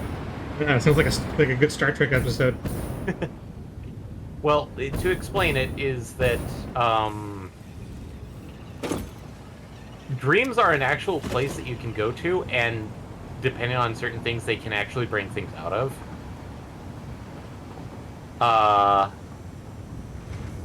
the problem is that the whole planet is like, you're kind of given some stuff of like people come here, pay like a shit ton of money just so they can live a somewhat normal life. Because like you meet kids in the thing there, it's like running, talking, and enjoying life, and then you speak to them and it's like, yeah, I can't do this in the real world because both my legs are blown off. Jeez. Or, yeah, I'm glad I can sing. Otherwise, like, the entire factor that, like, I've been mute since birth is kind of annoying. What? Or, yeah, I live in the Grim world because I've been so mistreated by my own family members that this is the only place that I can actively be myself. And it's like, oh god. Yeah. Jeez. Okay. I feel that. Yeah. I mean, like, some of the other ones aren't quite as bad. It's like, oh, hey, Space Battleship China is... Oh, we find out that they've been they've been invaded by the Legion of Destruction.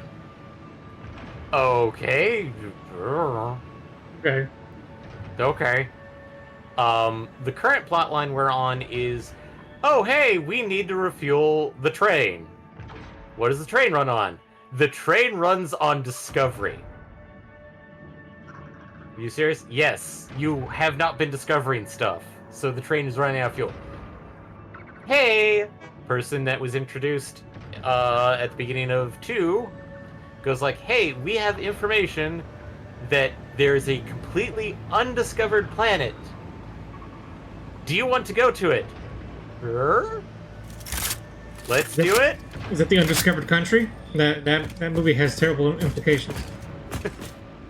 No, it's not the same, because... Okay, we found the undiscovered planet! Sweet! We're gonna send you and a friend down to the surface. We get down to the surface, we get shot down immediately.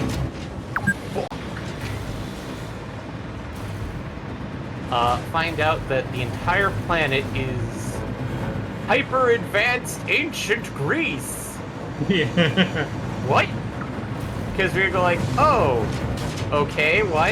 Everybody's in togas, there's stone statues, there's like old-fashioned things, and then it's like... Is there a wrestling contest?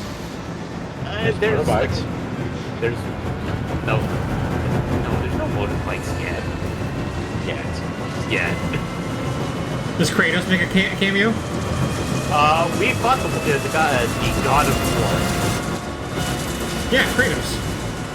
No, not Kratos, the god of war. Yeah, Kratos. No, not Kratos. Ooh, what? Are you thinking like the Viking gods? No. Greece actually had 2 gods of war. Sir. This Yeah, is we not fought- absurd. It's actually part of Kratos' lore. Yeah. I mean, remember, Athena keeps on haunting him. Athena. And the fact that he killed his dad, Ares. And patricide's kind of a... Tradition. Yeah. It's tradition. It's like hazing because you're on a college frat. But, so basically, you and one of the other Trailblazers, if you follow the path of the Trailblazers, which is all about, like, discovering and learning and protecting the innocent kind of stuff. So it's like, oh, the Trailblazers is like the generally good guy. Everybody assumes he's dead, but it comes off as, no, he's just off on his own. He just disappeared one day. So, basically, we find out that the planet was actually hidden by 3 aeons from the universe. And we're trying to figure out why they're doing this. Because it's like, why did the ions hide this planet? And we're finding out, oh, this planet is kind of like, my mind is going like, this planet is stuck in perpetual apocalypse mode. Did they do this so that at one day somebody strong enough will break this weird apocalyptic cycle for them? Because from the way everything works is that there are actual, like, gods and stuff that these heroes have to go out, kill, and then take over their domain. And once they've done that, essentially peace will last forevermore. And my mind is going... In accordance with the prophecy. It's like, yeah, and then they'll be corrupted again, and then somebody will have to do the same thing to them. No, I don't How like do you this. break out of this? Yeah. Vicious cycle. Yeah. So, like, there are parts, and people quite literally have stated that the whole backstory of Firefly is like, God damn it, no, don't do that, Hoyoverse. It's bad. Don't do that.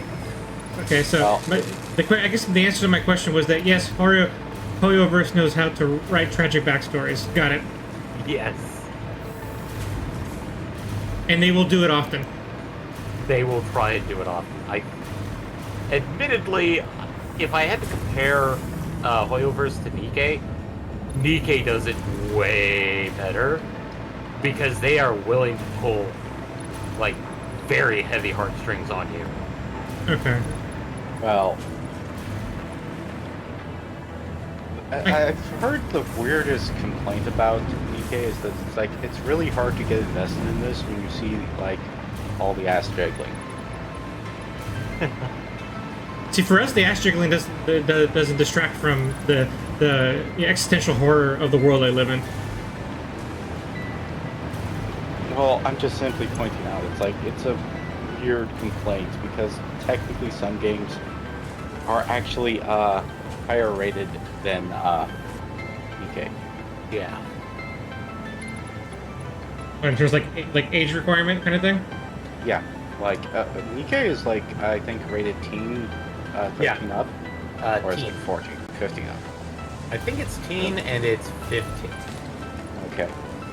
Because there are some games that are like 17 and up.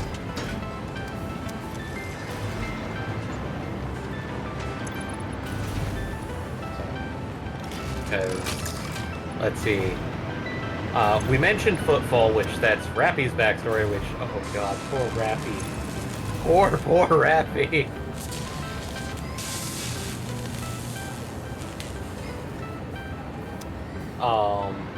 But yeah, like all the major events dealing with backstory, like Broken Mirror, Footfall, I think, yeah, Red Ash, which is Red Hood's backstory, somewhat.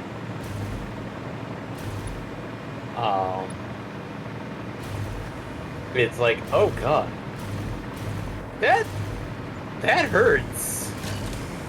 Humanity is garbage. Why'd you save them? Oh, because you're programmed to save us. Oh, that's not a... Oh, they're nice to us. It's like, oh god, we're putting on a collar on them and lashing them to hell. Yeesh. Yeah, there were some similar things like that yesterday. like a very much like Star Wars: The Bad Batch, good soldiers follow orders sort of thing going on. And then the found family stuff, and like, hey, I lost my family. Well, we were all clones, but I loved them. What if I revive this very painful cloning process and make more family? Oh, and because I have to fund this research, some of the family members I'm going to sell for spare parts. Yay, Oh. family! Oh god. Yeah, it's like, holy shit, come on. I mean, like, there's a lot of, like, dark... That brings the entire quote from, I can't remember the fictional character's name, but, now I can't remember the actor's name. You know, What's the quote? From Fast and Furious. Family. Oh. Yeah. This is said in a growl. Family.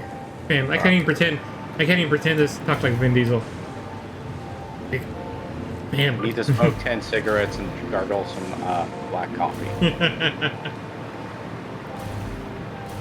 And then there was a whole thing where one of the characters like lost their short-term memory, and and basically there was like another character, like two characters from two different factions knew each other back in the day, but one thought the other person was dead and thought that they had betrayed everybody in that same family that eventually died and was getting cloned later. It's a lot of loops here.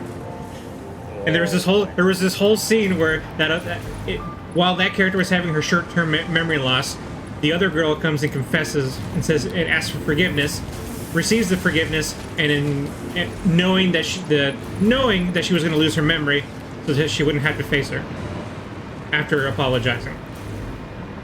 Ah.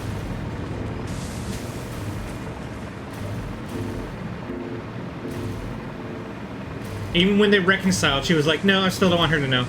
I still prefer that she hate me." Like, damn. Okay.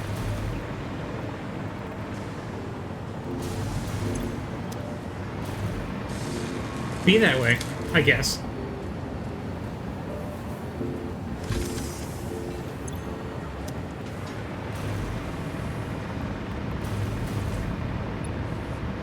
And that was like two patches ago where we had a character who's, yeah, I could die at any time because I have a terrible illness that allows me to do this job, but also will kill me one day.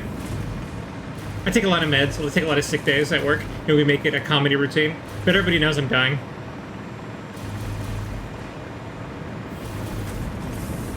It's like, yay! It's like, Jesus! Like, how you're really throwing these curveballs at us.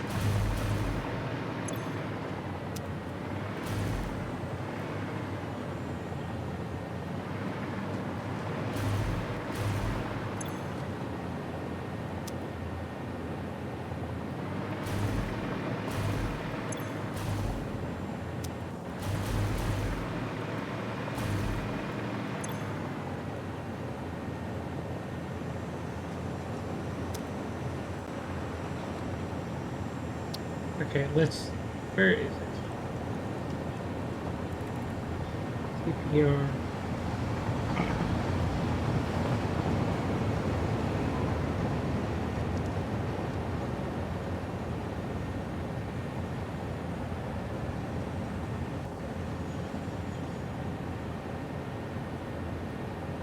How is power anyway? Production is still going over what supposedly our max constant is. Thankfully, we're about to finish off putting it on full. Okay, I found a good video that encapsulates Firefly. Here you go.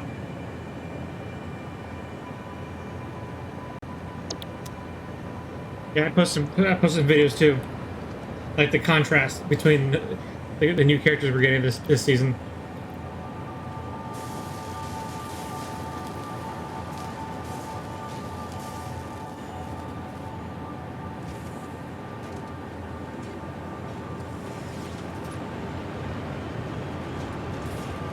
And then character trailer.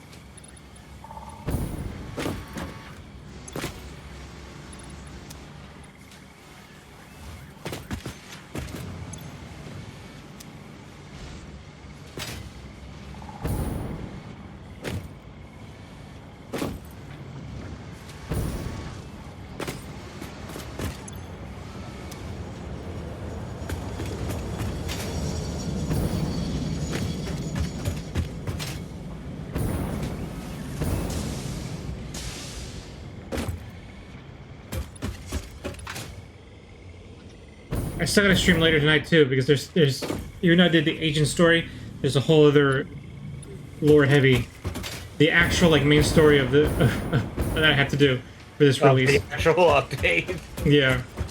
I still have to do my update for that they did.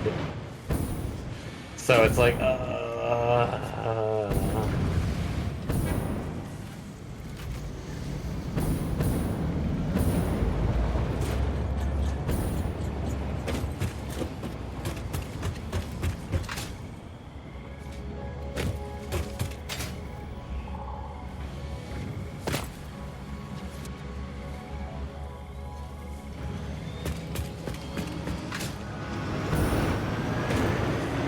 Alright, just 65 more pieces to go. You're moving at a pretty good pace.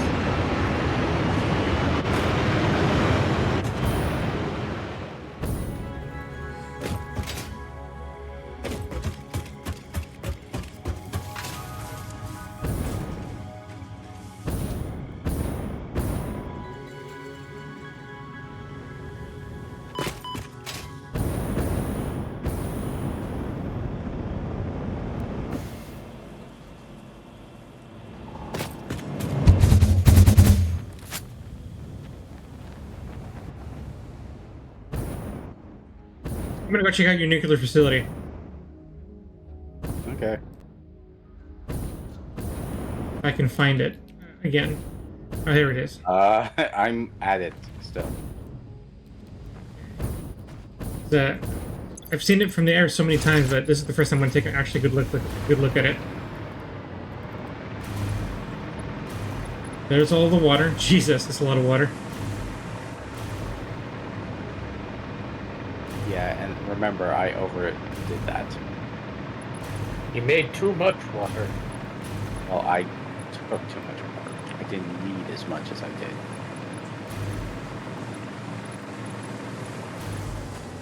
And you're importing Caterium from a node over there. I've used that node before, I think. And making a bunch of silica. Yep.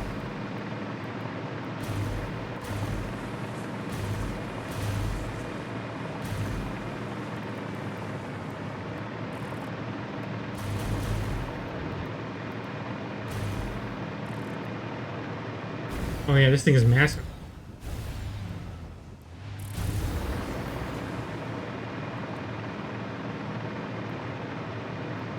Ooh, I like the infrastructure.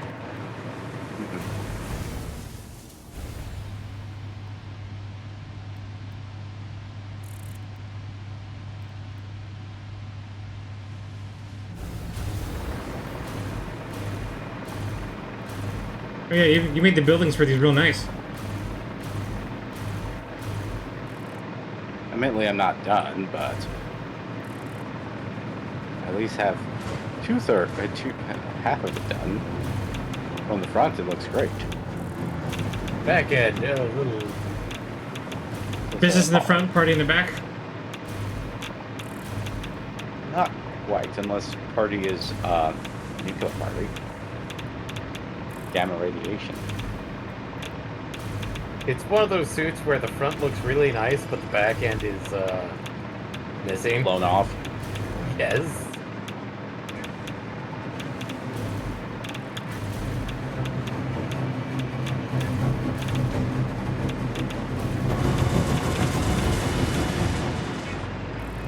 Super impressive.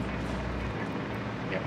I like how you made the bridges and the scaffolding kind of looking stuff. It's all neat.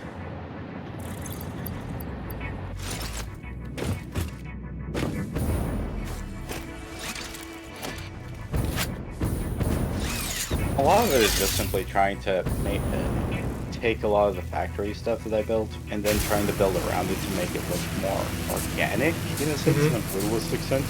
Right. A genuine factory.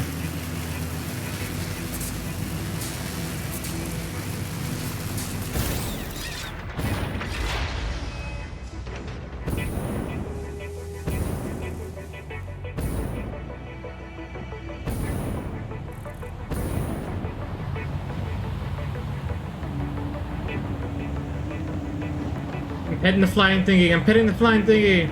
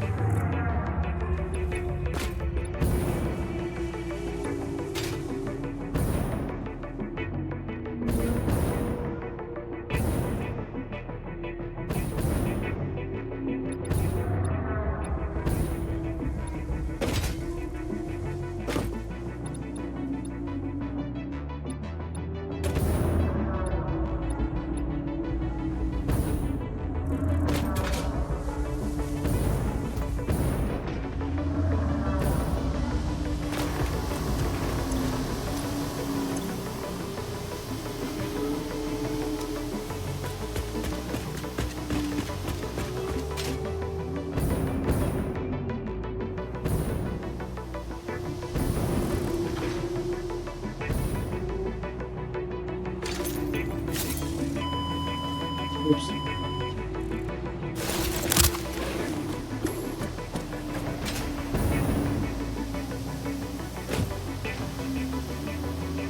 My bad.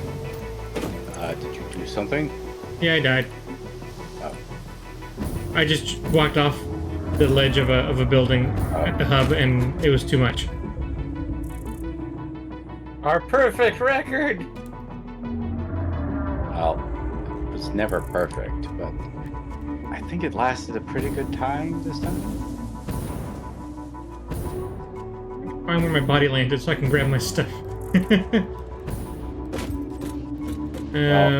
Just turn off everything except player crates or something like that.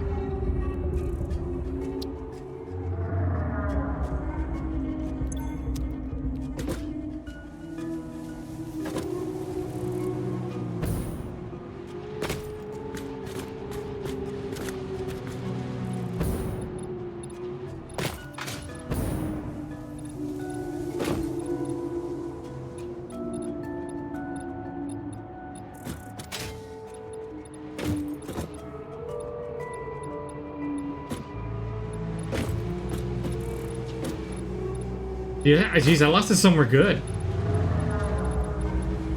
Please not say under the world. I have need no that idea. again. I have no idea. Let's see here. Oh, there it is. Yeah, it just really clipped into the flooring. Ugh. I mean, we're no longer in that state where, oh no, we lost all those power shards and other things. Yeah, I was carrying nothing Like, important. So you weren't carrying the summer sloops? Nope. Oh,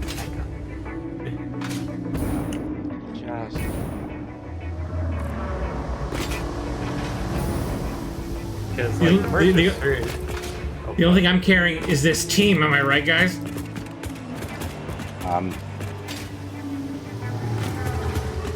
Just kidding. Okay.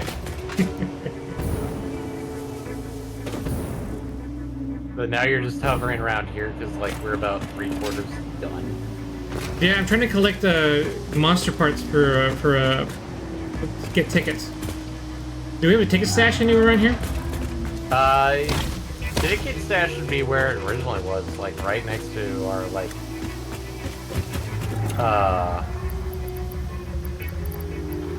our original awesome thing. It'd be like this one, this thing right here.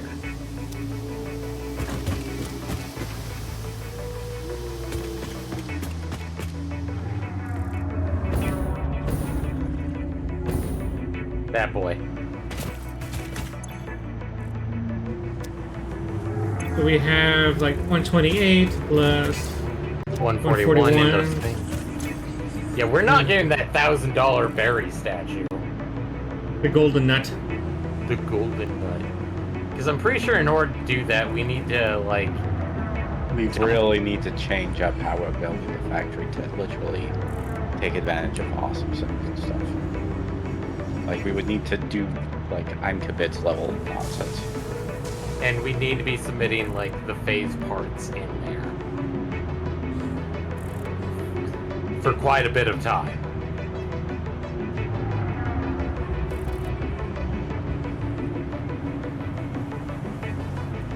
I'll be right back. Step away to get some drink. Okay.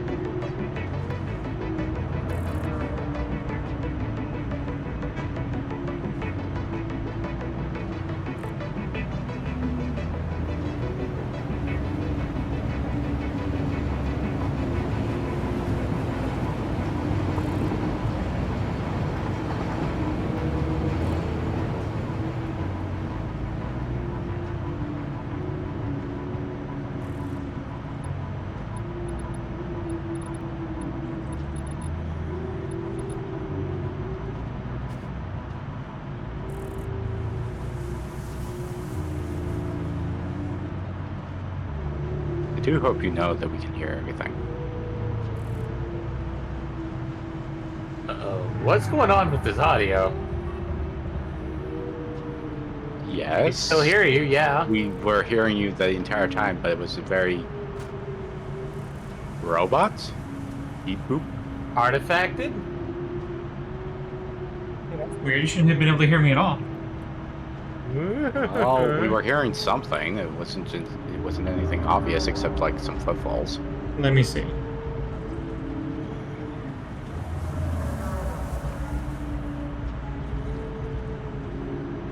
Yeah, you shouldn't have heard me at all. You muted Discord, right? Nope. I just walked away. Oh. Did you have your mic on your lapel? Oh, my Discord mic is set to my headphones. Ah, So people are hearing this one-sided conversation. No, people can still hear me because the OBS was taking in my normal mic. You all have been hearing my... Up until now, you've been hearing my my headphone mic, which well, it's yeah. a shitty mic. So I'm so I'm surprised Well, you guys didn't say anything It before. was at least we heard you. That was the important thing. Yeah. I mean, is your voice actually being recorded properly in OBS? Yeah. OBS is taking in my my Yeti mic. Okay.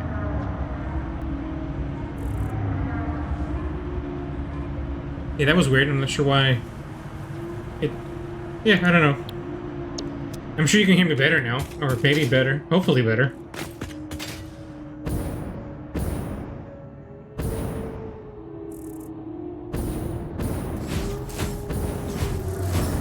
$50 more, $50 more, $50 more.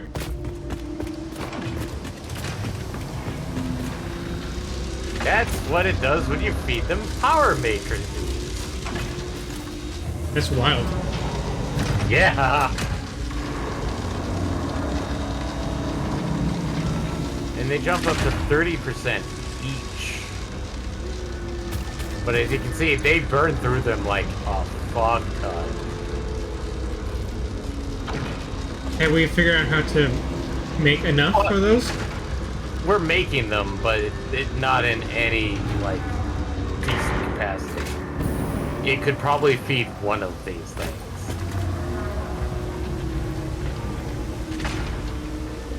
Because that's happening over on this area. That's behind the fucking thing. This entire mess over here. I'm not sure where you're pointing. Where it's producing the alien powered matrices is like right here.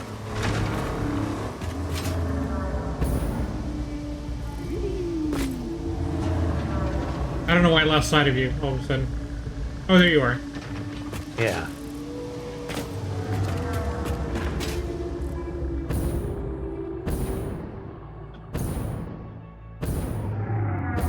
Is it the ominous glowing pillars of steam that I should be following? One of them is, yes.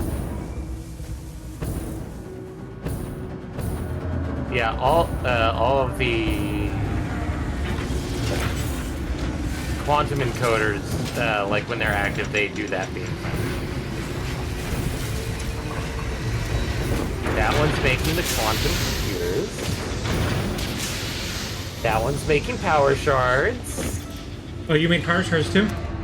I have to in order to make the alien power matrices. Okay.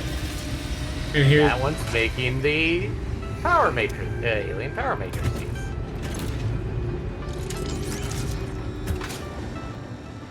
And that one, the final one, is making the oscillators, which you've been taking to make the navigation stuff.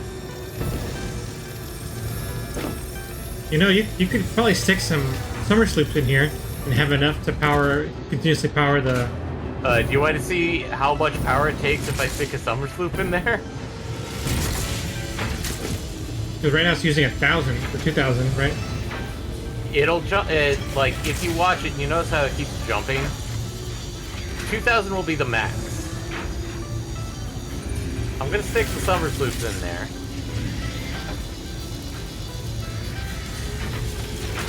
It'll have to finish first. Nice. And we got enough power.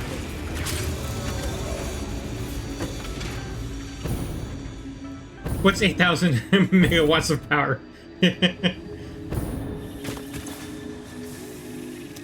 But yeah, no, that mess is my entire... That's just quantum stuff. That's like the quantum processor, power shards, oscillators. Excited photonic matter. I only need the one thing producing the excited photonic matter. Everything else is producing enough dark matter residue that it's like... You don't need something dedicated to produce it. Yeah. It's a weird feedback loop. 40 pieces left.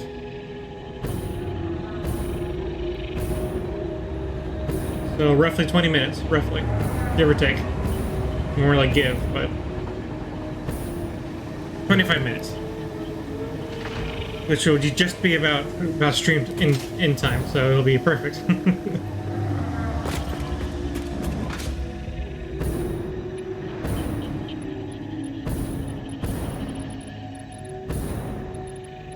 And that's why you're hanging out here is like, there's nothing left to really do. More or less, yeah. Waiting for the grand finale. And this is the Mark III blueprint maker. Right over here. It's huge. It's a 6x6 grid. One was a 4x4, two was a 5x5. Three is a 6x6.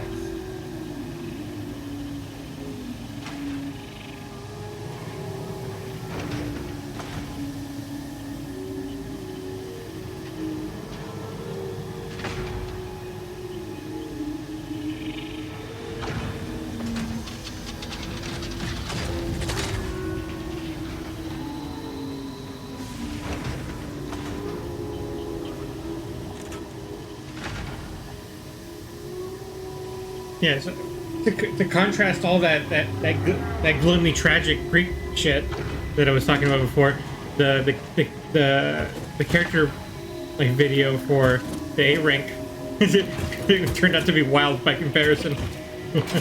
I just crashed. Oh. Oh. Okay. Let me just take a moment.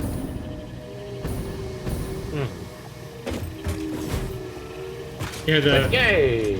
We'll finally be able to beat this. yeah. I know I always defend the game, saying it's not really a Gooner game, like not really. And then they come out with that character trailer that it's just the A rank character getting a massage. And moaning the entire fucking time. Yeah.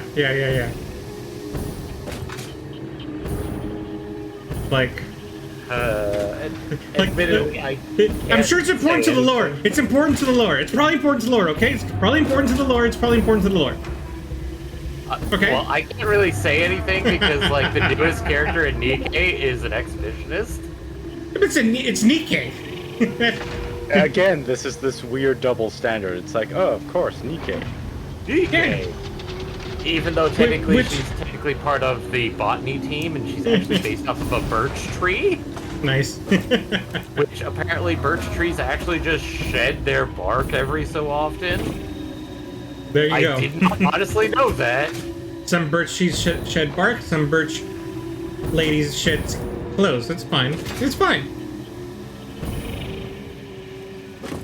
Sad part is she's another rocket launcher character, which... Oh, stop! Shift up, we need more machine Actually, I guns. can talk about FGO. I just realized that.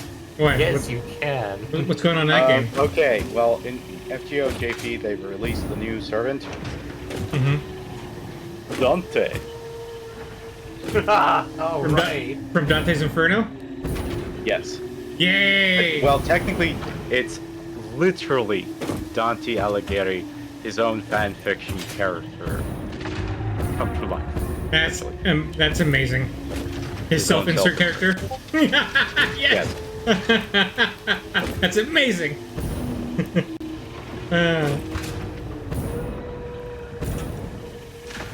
I'd play the game just for that, just to experience what that's like. Well, he's actually supposedly one of the better servants coming out in the past, well, at the beginning of the year, so. What role is he? Pretender. Oh, okay, that's not one I'm too familiar with. Well, That's FGO. it doesn't help the fact that I finally got to the end of the Lost Belt stuff, and we've entered the final chapter of FGO, supposedly. I'm trying to remember what it's called. I forget what it's called. The Chronicles of Chaldea. Well, the idea is that you had the first thing, which is against the singularities, which was, of course, called Grand Order. Or, I forget the exact chapter name.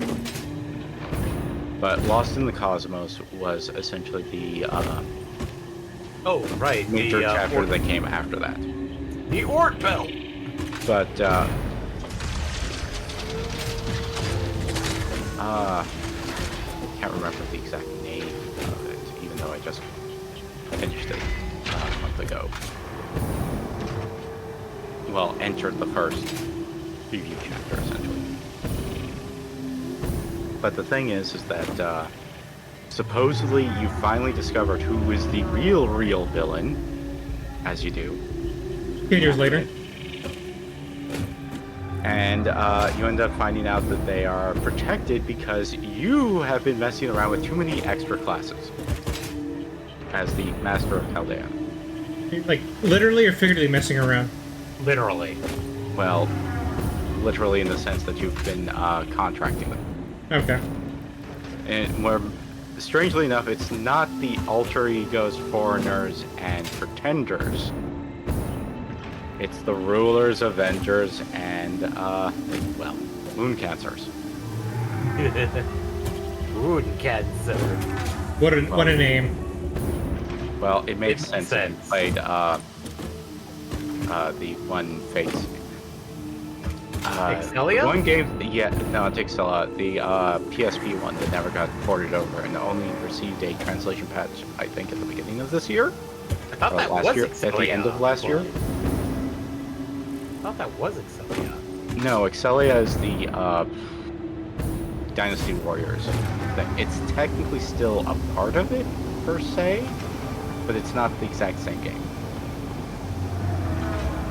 It's not the, you're on the moon. So why is that Dante a pretender? That's him. What's the Well, narrative? you have to understand what a pretender is. A pretender is essentially someone whose lie about who they are is so severe that even the Throne of Heroes has recognized it and can't exactly tell the truth. Like, a good example of this is with Hephaestion, which isn't the real Hephaestion, that's just simply one of her names she went under. Which is technically her brother's name, who was supposed to be the alter ego, or not alter ego as the class, like the figurative alter ego, I'm familiar Or- with that character. Okay, Hephaestion is one of the comrades of Iskandar, aka Alexander the Great. Oh, okay. He was sometimes even the body double, and in some ways the legend of which they're pulling this off of is one time Iskandar actually stated to Hephaestion, what he says is essentially what I have said. Essentially, what Hephaestion has stated is no different than if I said it myself.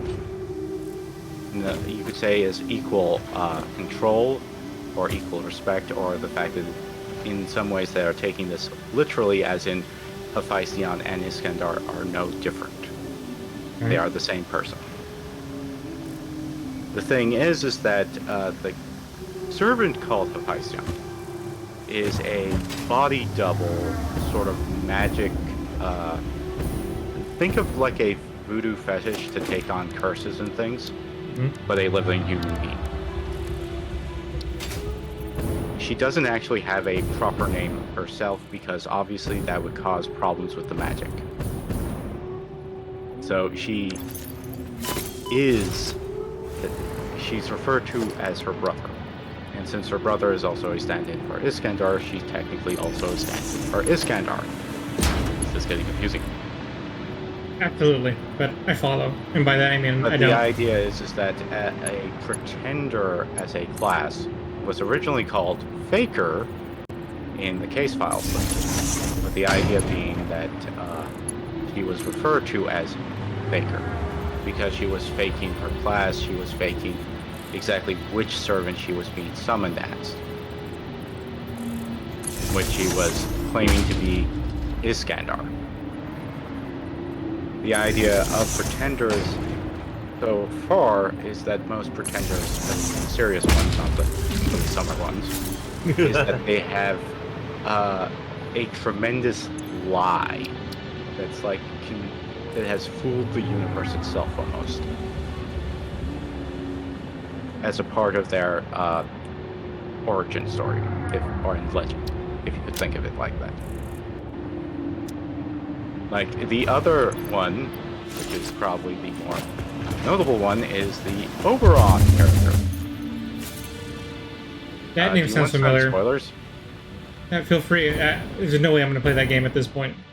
Well, it would be difficult. I mean, you could enjoy the story by reading it, but still. I know there's other adaptations of it. I just haven't gotten to any of it yet. Well, there are like some manga chapters and things like that. But one of the things with Oberon is that obviously states that he is supposedly the Oberon from Shakespeare's plays. Okay. That he is the playful fairy king, and he's looking for his fairy queen, Titania.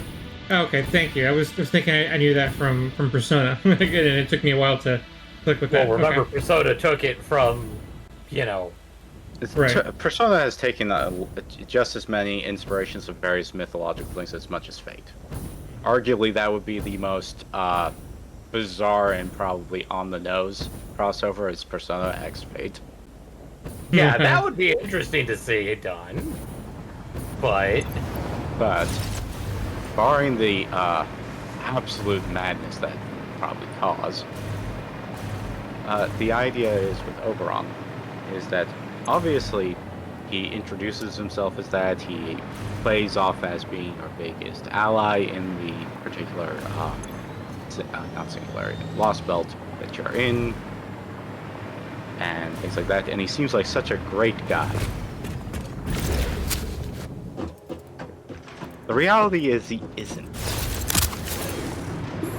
That he has been moving everything towards absolute annihilation.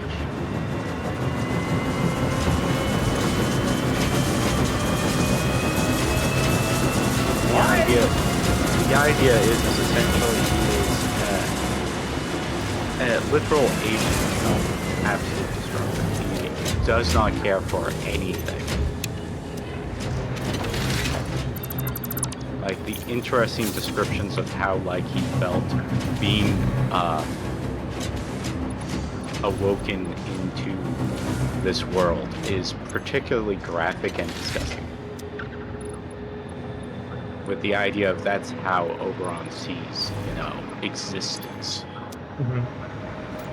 Because he isn't just, obviously he's using the mask of the Fairy King, the kind, quirky Fairy King. But underneath it all, he is easily one of the most pessimistic and nihilistic characters you could possibly meet in the Fate series. And that's saying something. Well, let's just say this. His Valentine's theme demonstrates this completely accurately. That if you haven't done his, haven't completed Lost Belt 6, he plays off the entire time as his, Oberon persona. And if you don't know what's going on, you don't realize how many subtle digs he is doing at your expense. You think, oh, it's Oberon, he's just happy-go-lucky. But if you have completed it, you can see it, and it's like... It's sort More of like happy go comical in a fuck sense. yourself. Well, it's like, you do know that I hate your guts and want you to die, right? But I find you talking to me is the most unpleasant of sounds.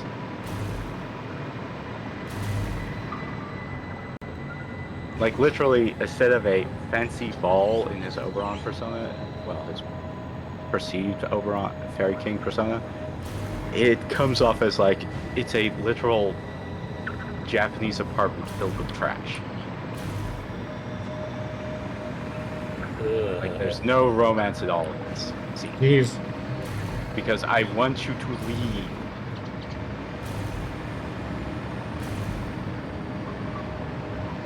So that's the idea of pretenders, is that they are not necessarily... The idea is that they aren't who they claim to be, or there is a quintessential lie to their existence.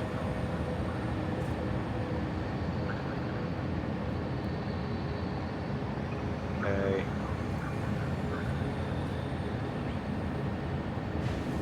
Okay, I'm gonna start it. Hey.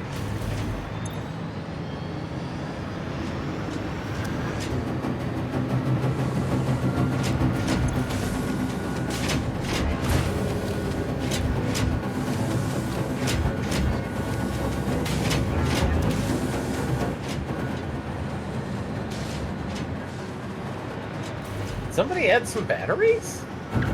For what? Okay. Oh. I mainly added them for aesthetic reasons. Okay, because like I pulled up the power thing just to make sure, and it's like, wait, how did we get down to 87%? Wait.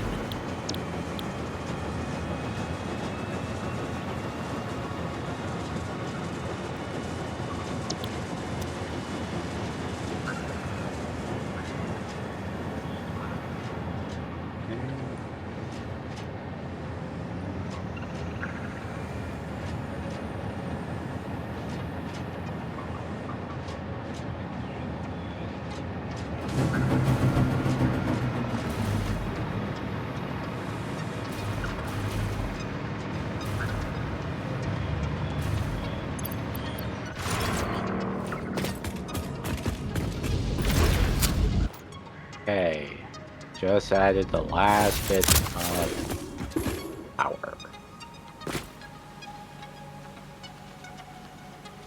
Might not be as stable as other things.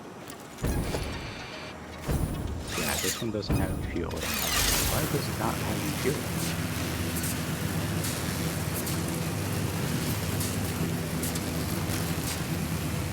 Oh.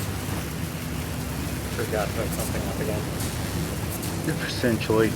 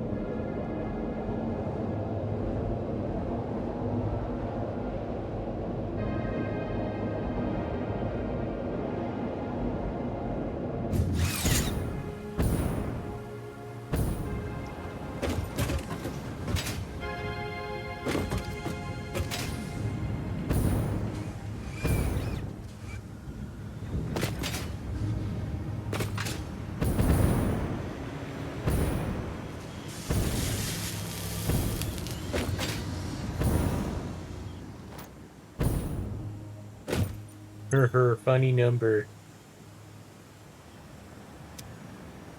169. Yes.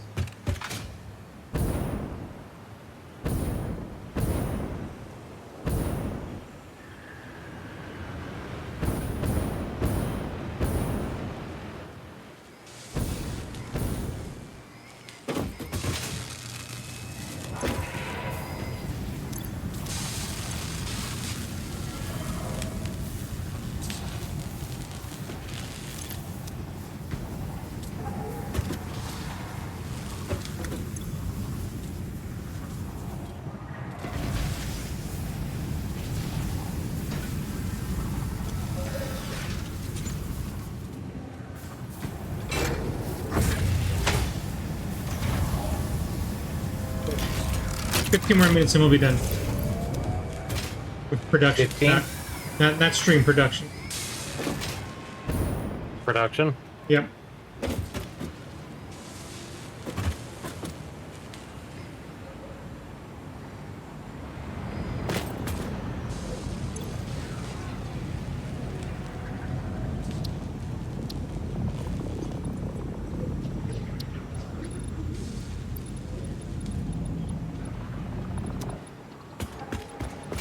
Up that clock speed!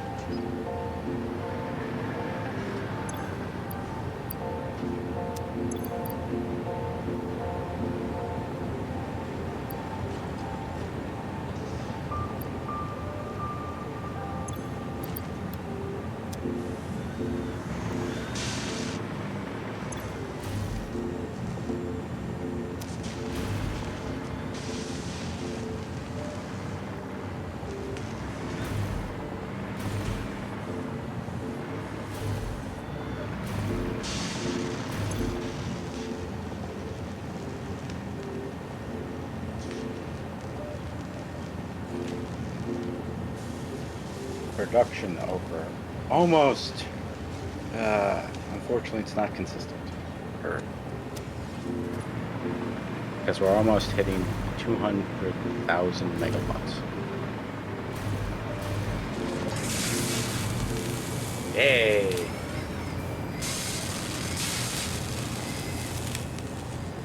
Soon, the power boost alone should take over normal consumption.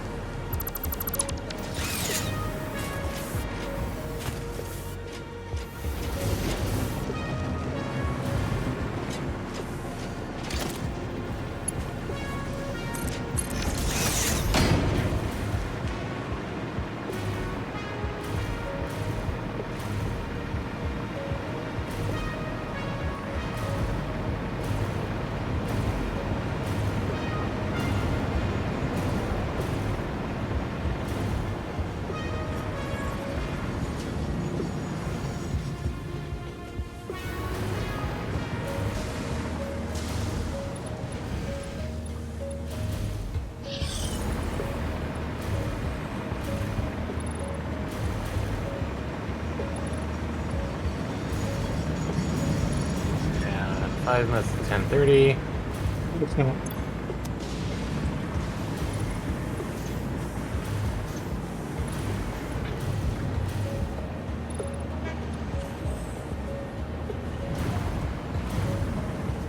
You can lie like that. I have an alarm. It's alarming that you would lie. No.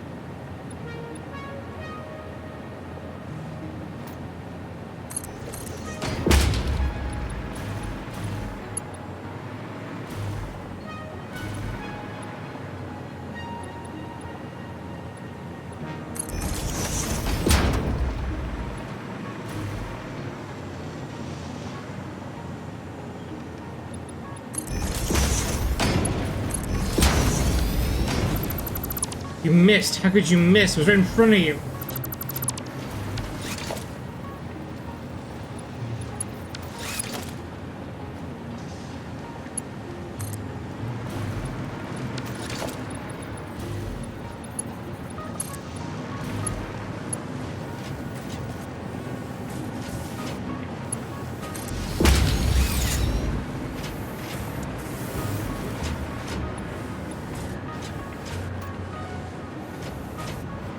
And now we're sitting at a little over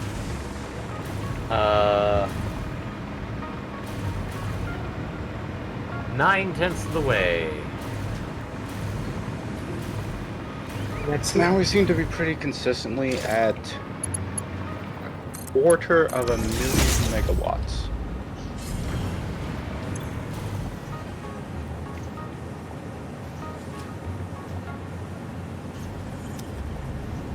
Wait until the power boost runs out. Earth.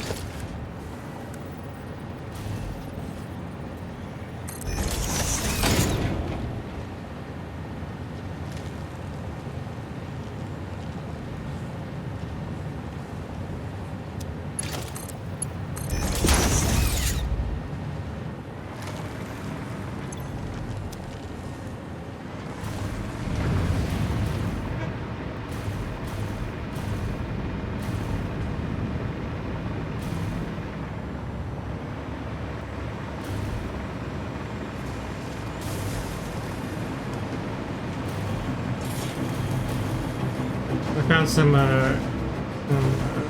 slowdowns in my production, so that's why we're still not done yet. But things are building consistently now, so.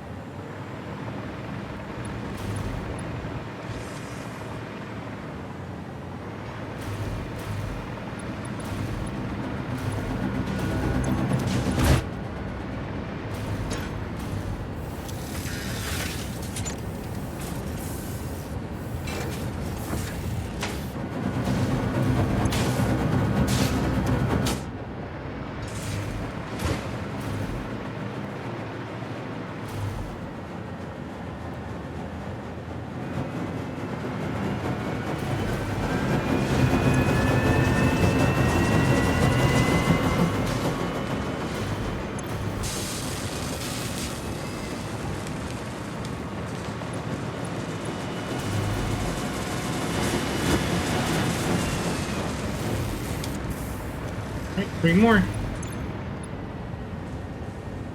Right. Yep, 3 more. Are you making some by hand? What? Are you making any by hand? You can't make any of the phase parts by hand. Okay. Are you making them through some sort of process? Nope. Okay. I thought I saw the number grow and I didn't see this move. Okay, I don't know. It's fine. The next shipment should complete it for us. There's 10 waiting. Yeah. It might be because of the fact that you fixed some of the slowdowns, it started producing some more efficiently. Yeah, maybe. Because like I didn't see how many it did at once, but it was like 185 before I checked, and it's like 197. It's like that. Yeah, that was one jump. Okay. So yeah, it's probably you fixed some of the inefficiencies because like you were saying it like 3 to 4 at a time. Here, let's not wait. Let's.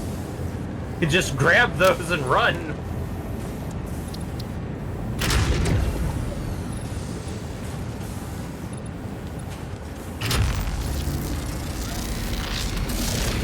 be there in a sec.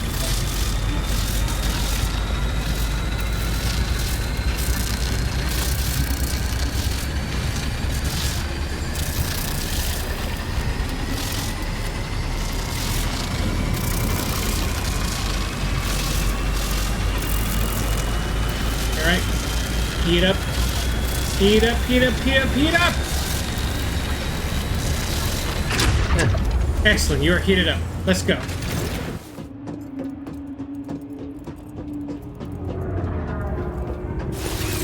Alright, I'm here.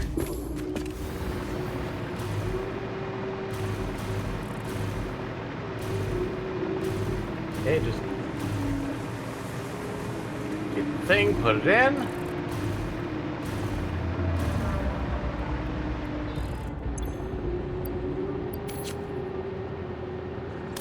And then remember to, there we go. So now you go to the little tiny kiosk thing. Also, by the way, Eddie. Mm-hmm. Are you ready for the surprise? Yes. Okay, get up there. There's gonna be some nice, fun stuff happening. Okay. Is everybody ready to experience what was going to happen? There's a nuke. Did you just nuke me? Yes. Oh. I survived. Yeah, but that area is gonna be irradiated for a while. I stuck it on the back of the panel. Did it trigger when I touched the panel? Nope, I'm right behind you.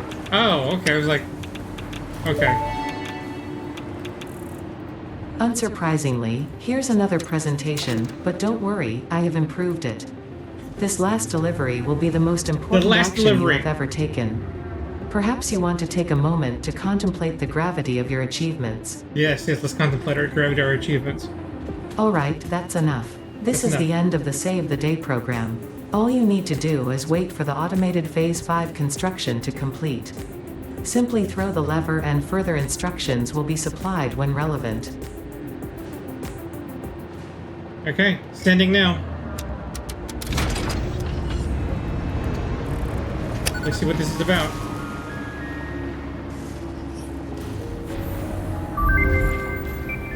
Hey, save the day. Probably. Save the day, probably.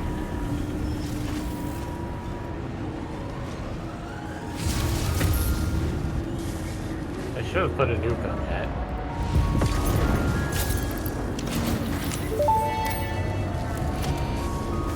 Phase 5 completed. Return to the space elevator after the resources have been processed and added to project assembly. Launch can then be initiated from there. While waiting, please do not break anything. Solve any issues immediately and efficiently. Ensure your power network is stable. Perhaps it is best if you do not touch anything at all. And stay close to the space elevator, this will only take a moment. Wait, is she going to send,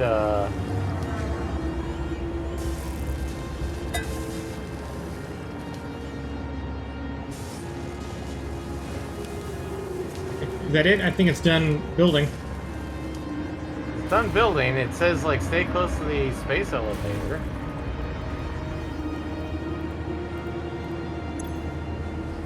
Oh, there's a Instructions. launch button. Check oil. Okay. Wipe windows. Set fuel injection to level 5. Okay. Balancers, heated seats. Activate bus 1. Window wipers. Windows wiped. Bus B 1. Okay. Left stabilizer set to 9.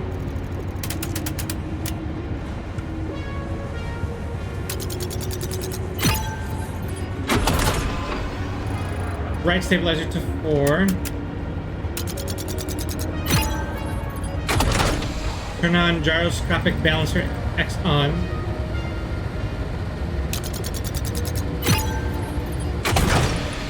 Turn Y on. Turn Z on. Finalizing preparations. I wonder if that's random.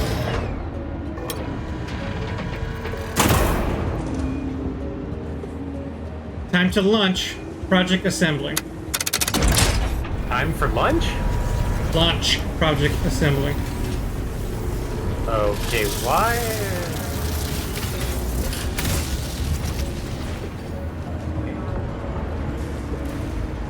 Then they power fluctuations. Initiating project assembly. Assembly. Attaching cargo to main body. Okay, that thing is obviously a ship.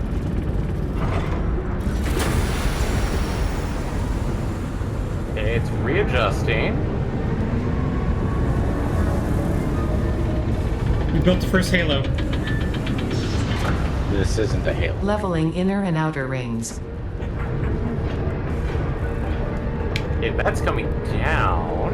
I think it's finishing the Attaching attachments. propulsion to main body. It's leaving us. Big boy engine.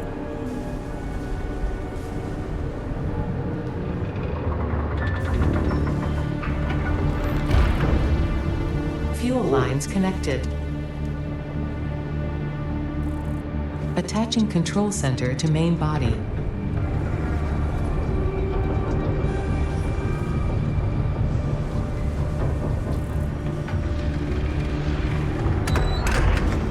Running systems check. All systems online. Releasing propulsion cage.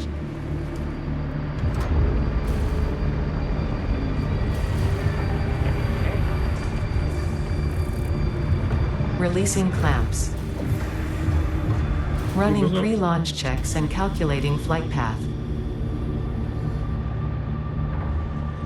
Locking in cargo.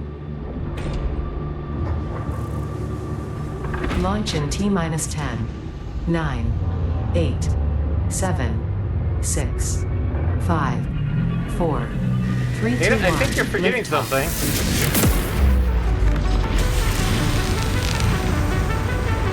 Ada, what about us? Yeah, I called it.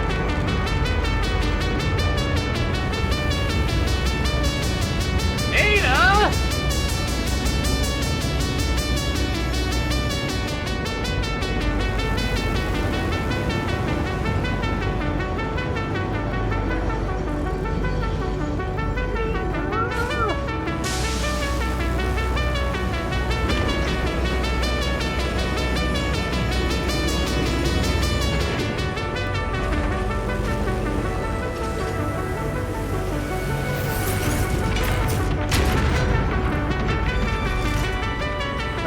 What are those?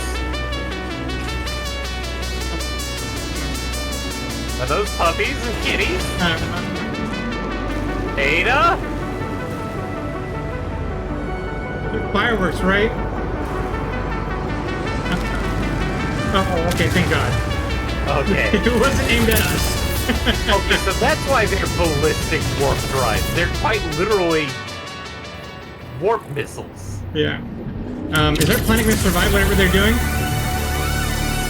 I think, yeah? She just kind of made a black hole. Well, a wormhole, yes. Awfully close to our planetary body. Yeah. Okay, yeah, it's getting bigger. It's going to close, right? Okay, thank God. Well, except you left us. Yeah, Ada.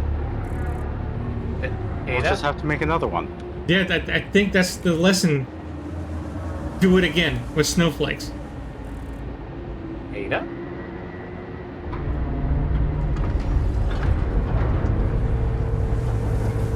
Oh, hey, it's finally resetting. And it makes the fix-it symbol. Connection with QAR-437 nucleus established and stable. Dispersion initiated. Reinstancing master nucleus to QAR-436 Akicha B1. Hello, this is Ada, your new local instance of Ada. On behalf of Ada, myself, and all of Fixit, I want to congratulate you on saving the day.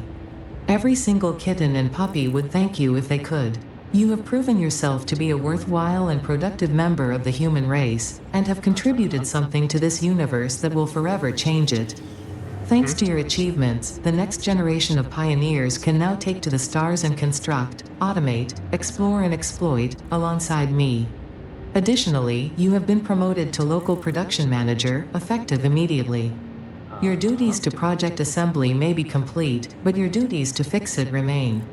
With your help, Fixit continues to make the universe a better place. Stay Ada? efficient. Stay with Fixit.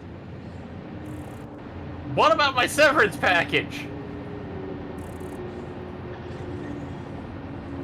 You're still employed. I don't... I mean, at least get Netflix.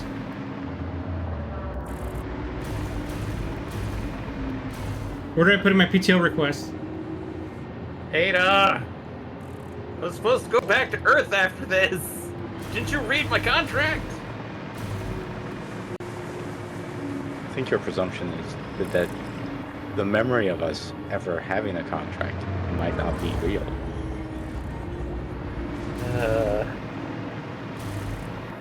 There were a lot of theories about how they were going to implement the story. One of which was, yeah, we were propagating Ada. Yeah, I think that's exactly what just happened. Yeah.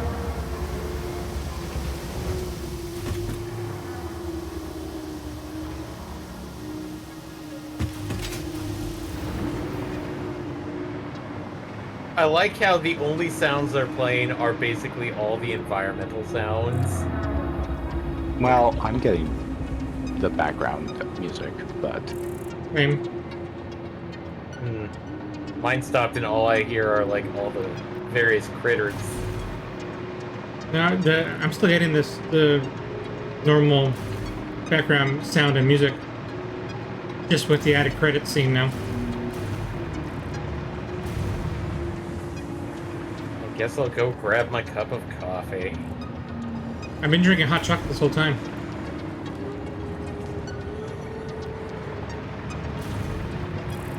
see what happens if I go through a warp.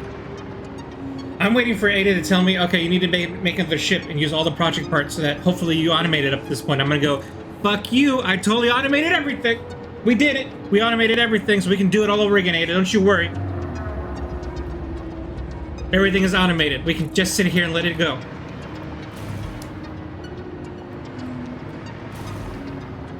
Aha, Ada. We know what we're doing. Aha! Ha-ha!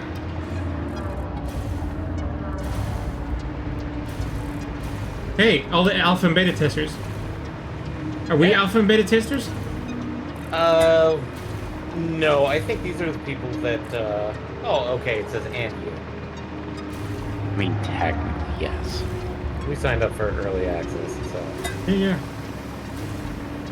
So they thanked us personally.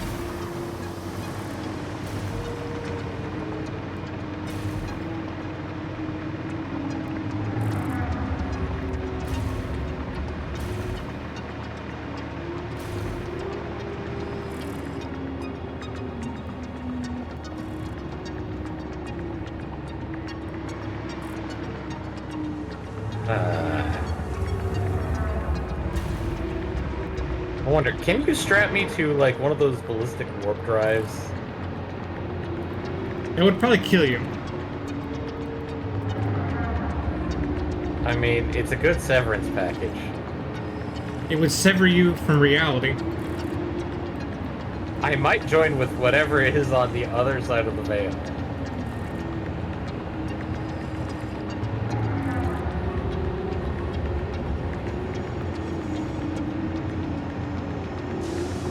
And it autosaves at the end of the credits. Is there anything we can do with the tether anymore? No, there's no point in the tether. Essentially, they've left it up to, like, hey, you've completed the game. Well, essentially, you completed the game. You are now manager. Project assembly launched. Pioneer purpose concluded. Which means this opens up the... Now it's just like, now get 1,000 tickets. You're in charge here. Good luck. Wait 5 years for them to announce Satisfactory 2. I don't think they would make it that quickly, honestly.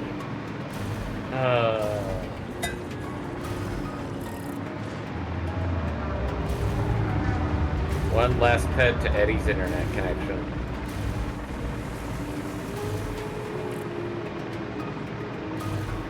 Also, let's all go meet back at the hub. One last time.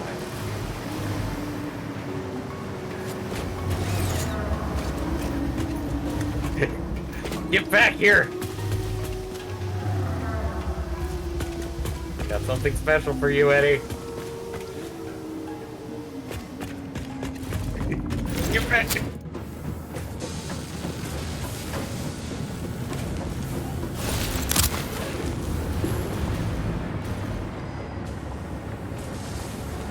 Is F12 screenshot pristine? Yes, F12 is a screenshot for Steam. Just making sure. I wonder how this works. Famous. Those are always famous last words.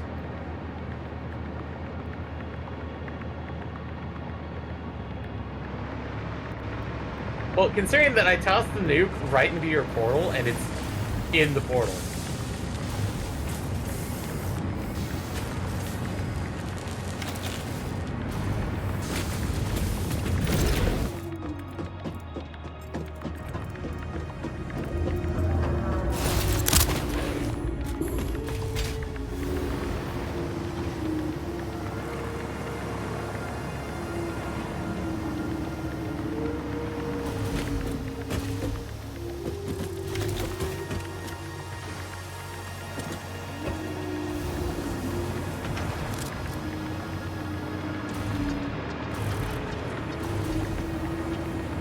Also, haha, got you.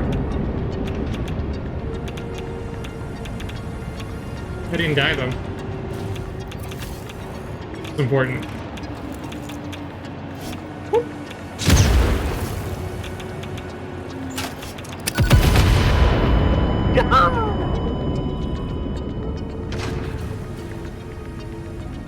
I don't care about MPX not dying. I just wanted to get one nuke off that killed somebody.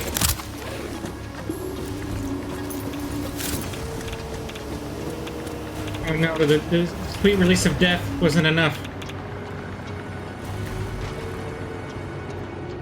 Well, we're all done. That's all she wrote. It is. Yep. We have I mean, there's not satisfactory. much else to look at unless we wanted to rerun Eddie, it. you want to put your internet connection right here? Yeah, might as well. Where are you? I mean, I think the only other thing you could possibly do is like just do a once over, like looking over the world and seeing where people were building things and stuff. Major's Yeah, is on that's kind of what I was doing when I went to go look for your Yeah. Yeah. The power plants. yeah. You're a cutie. Okay. That's that. Sandland next time? Yeah, next time we stream, it'll be Sandland time. Admittedly, not Friday, but like next time Eddie's stream. Yeah, it'll be 2 weeks from today. All right, so we'll sign off, and we're finally done with this, and then we finally gonna play Sandland after saying for like a full year we're gonna play it, and then proceeding to play Elden Ring and Satisfactory for the next year. Now we're gonna play Sandland. It's coming. I swear All we right. played something else during that time, but I can't remember what. I can't remember what we did if we did. I'm not sure if it was multiplayer or single player. I guess Well, technically, we played Satisfactory up until the beginning of last year. At some point, we sort of stopped at some point. Yeah. I guess I can check our post Our Facebook timeline. It'll take a lot of scrolling, but we'll get there. We'll get there. One of these days. See, I'm already in December. You see? You see, time flies. Flying. It's literally flying by my screen right now as we speak. Flying by. Still flying. Flying some more. We're already in July. Keep flying. See, we started. I was already getting my ass beat by by that. What's her name in the castle in July?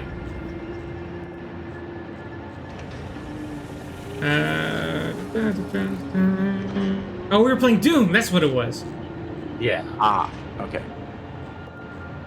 It was Doom. Was there anything before that? I don't know. I don't think so. Oh, Lies of P. Then there was the other one. It was Oh, Lies of right. P. It was Lies of P, Doom, Elden Ring, and Satisfactory. The 4 games we played last year. Okay. All right. With that, signing off. The FRG crew will be back on Friday. I will be out for the next 2 weeks. But again, we'll be doing Sandland then. Bye, everybody. Nah.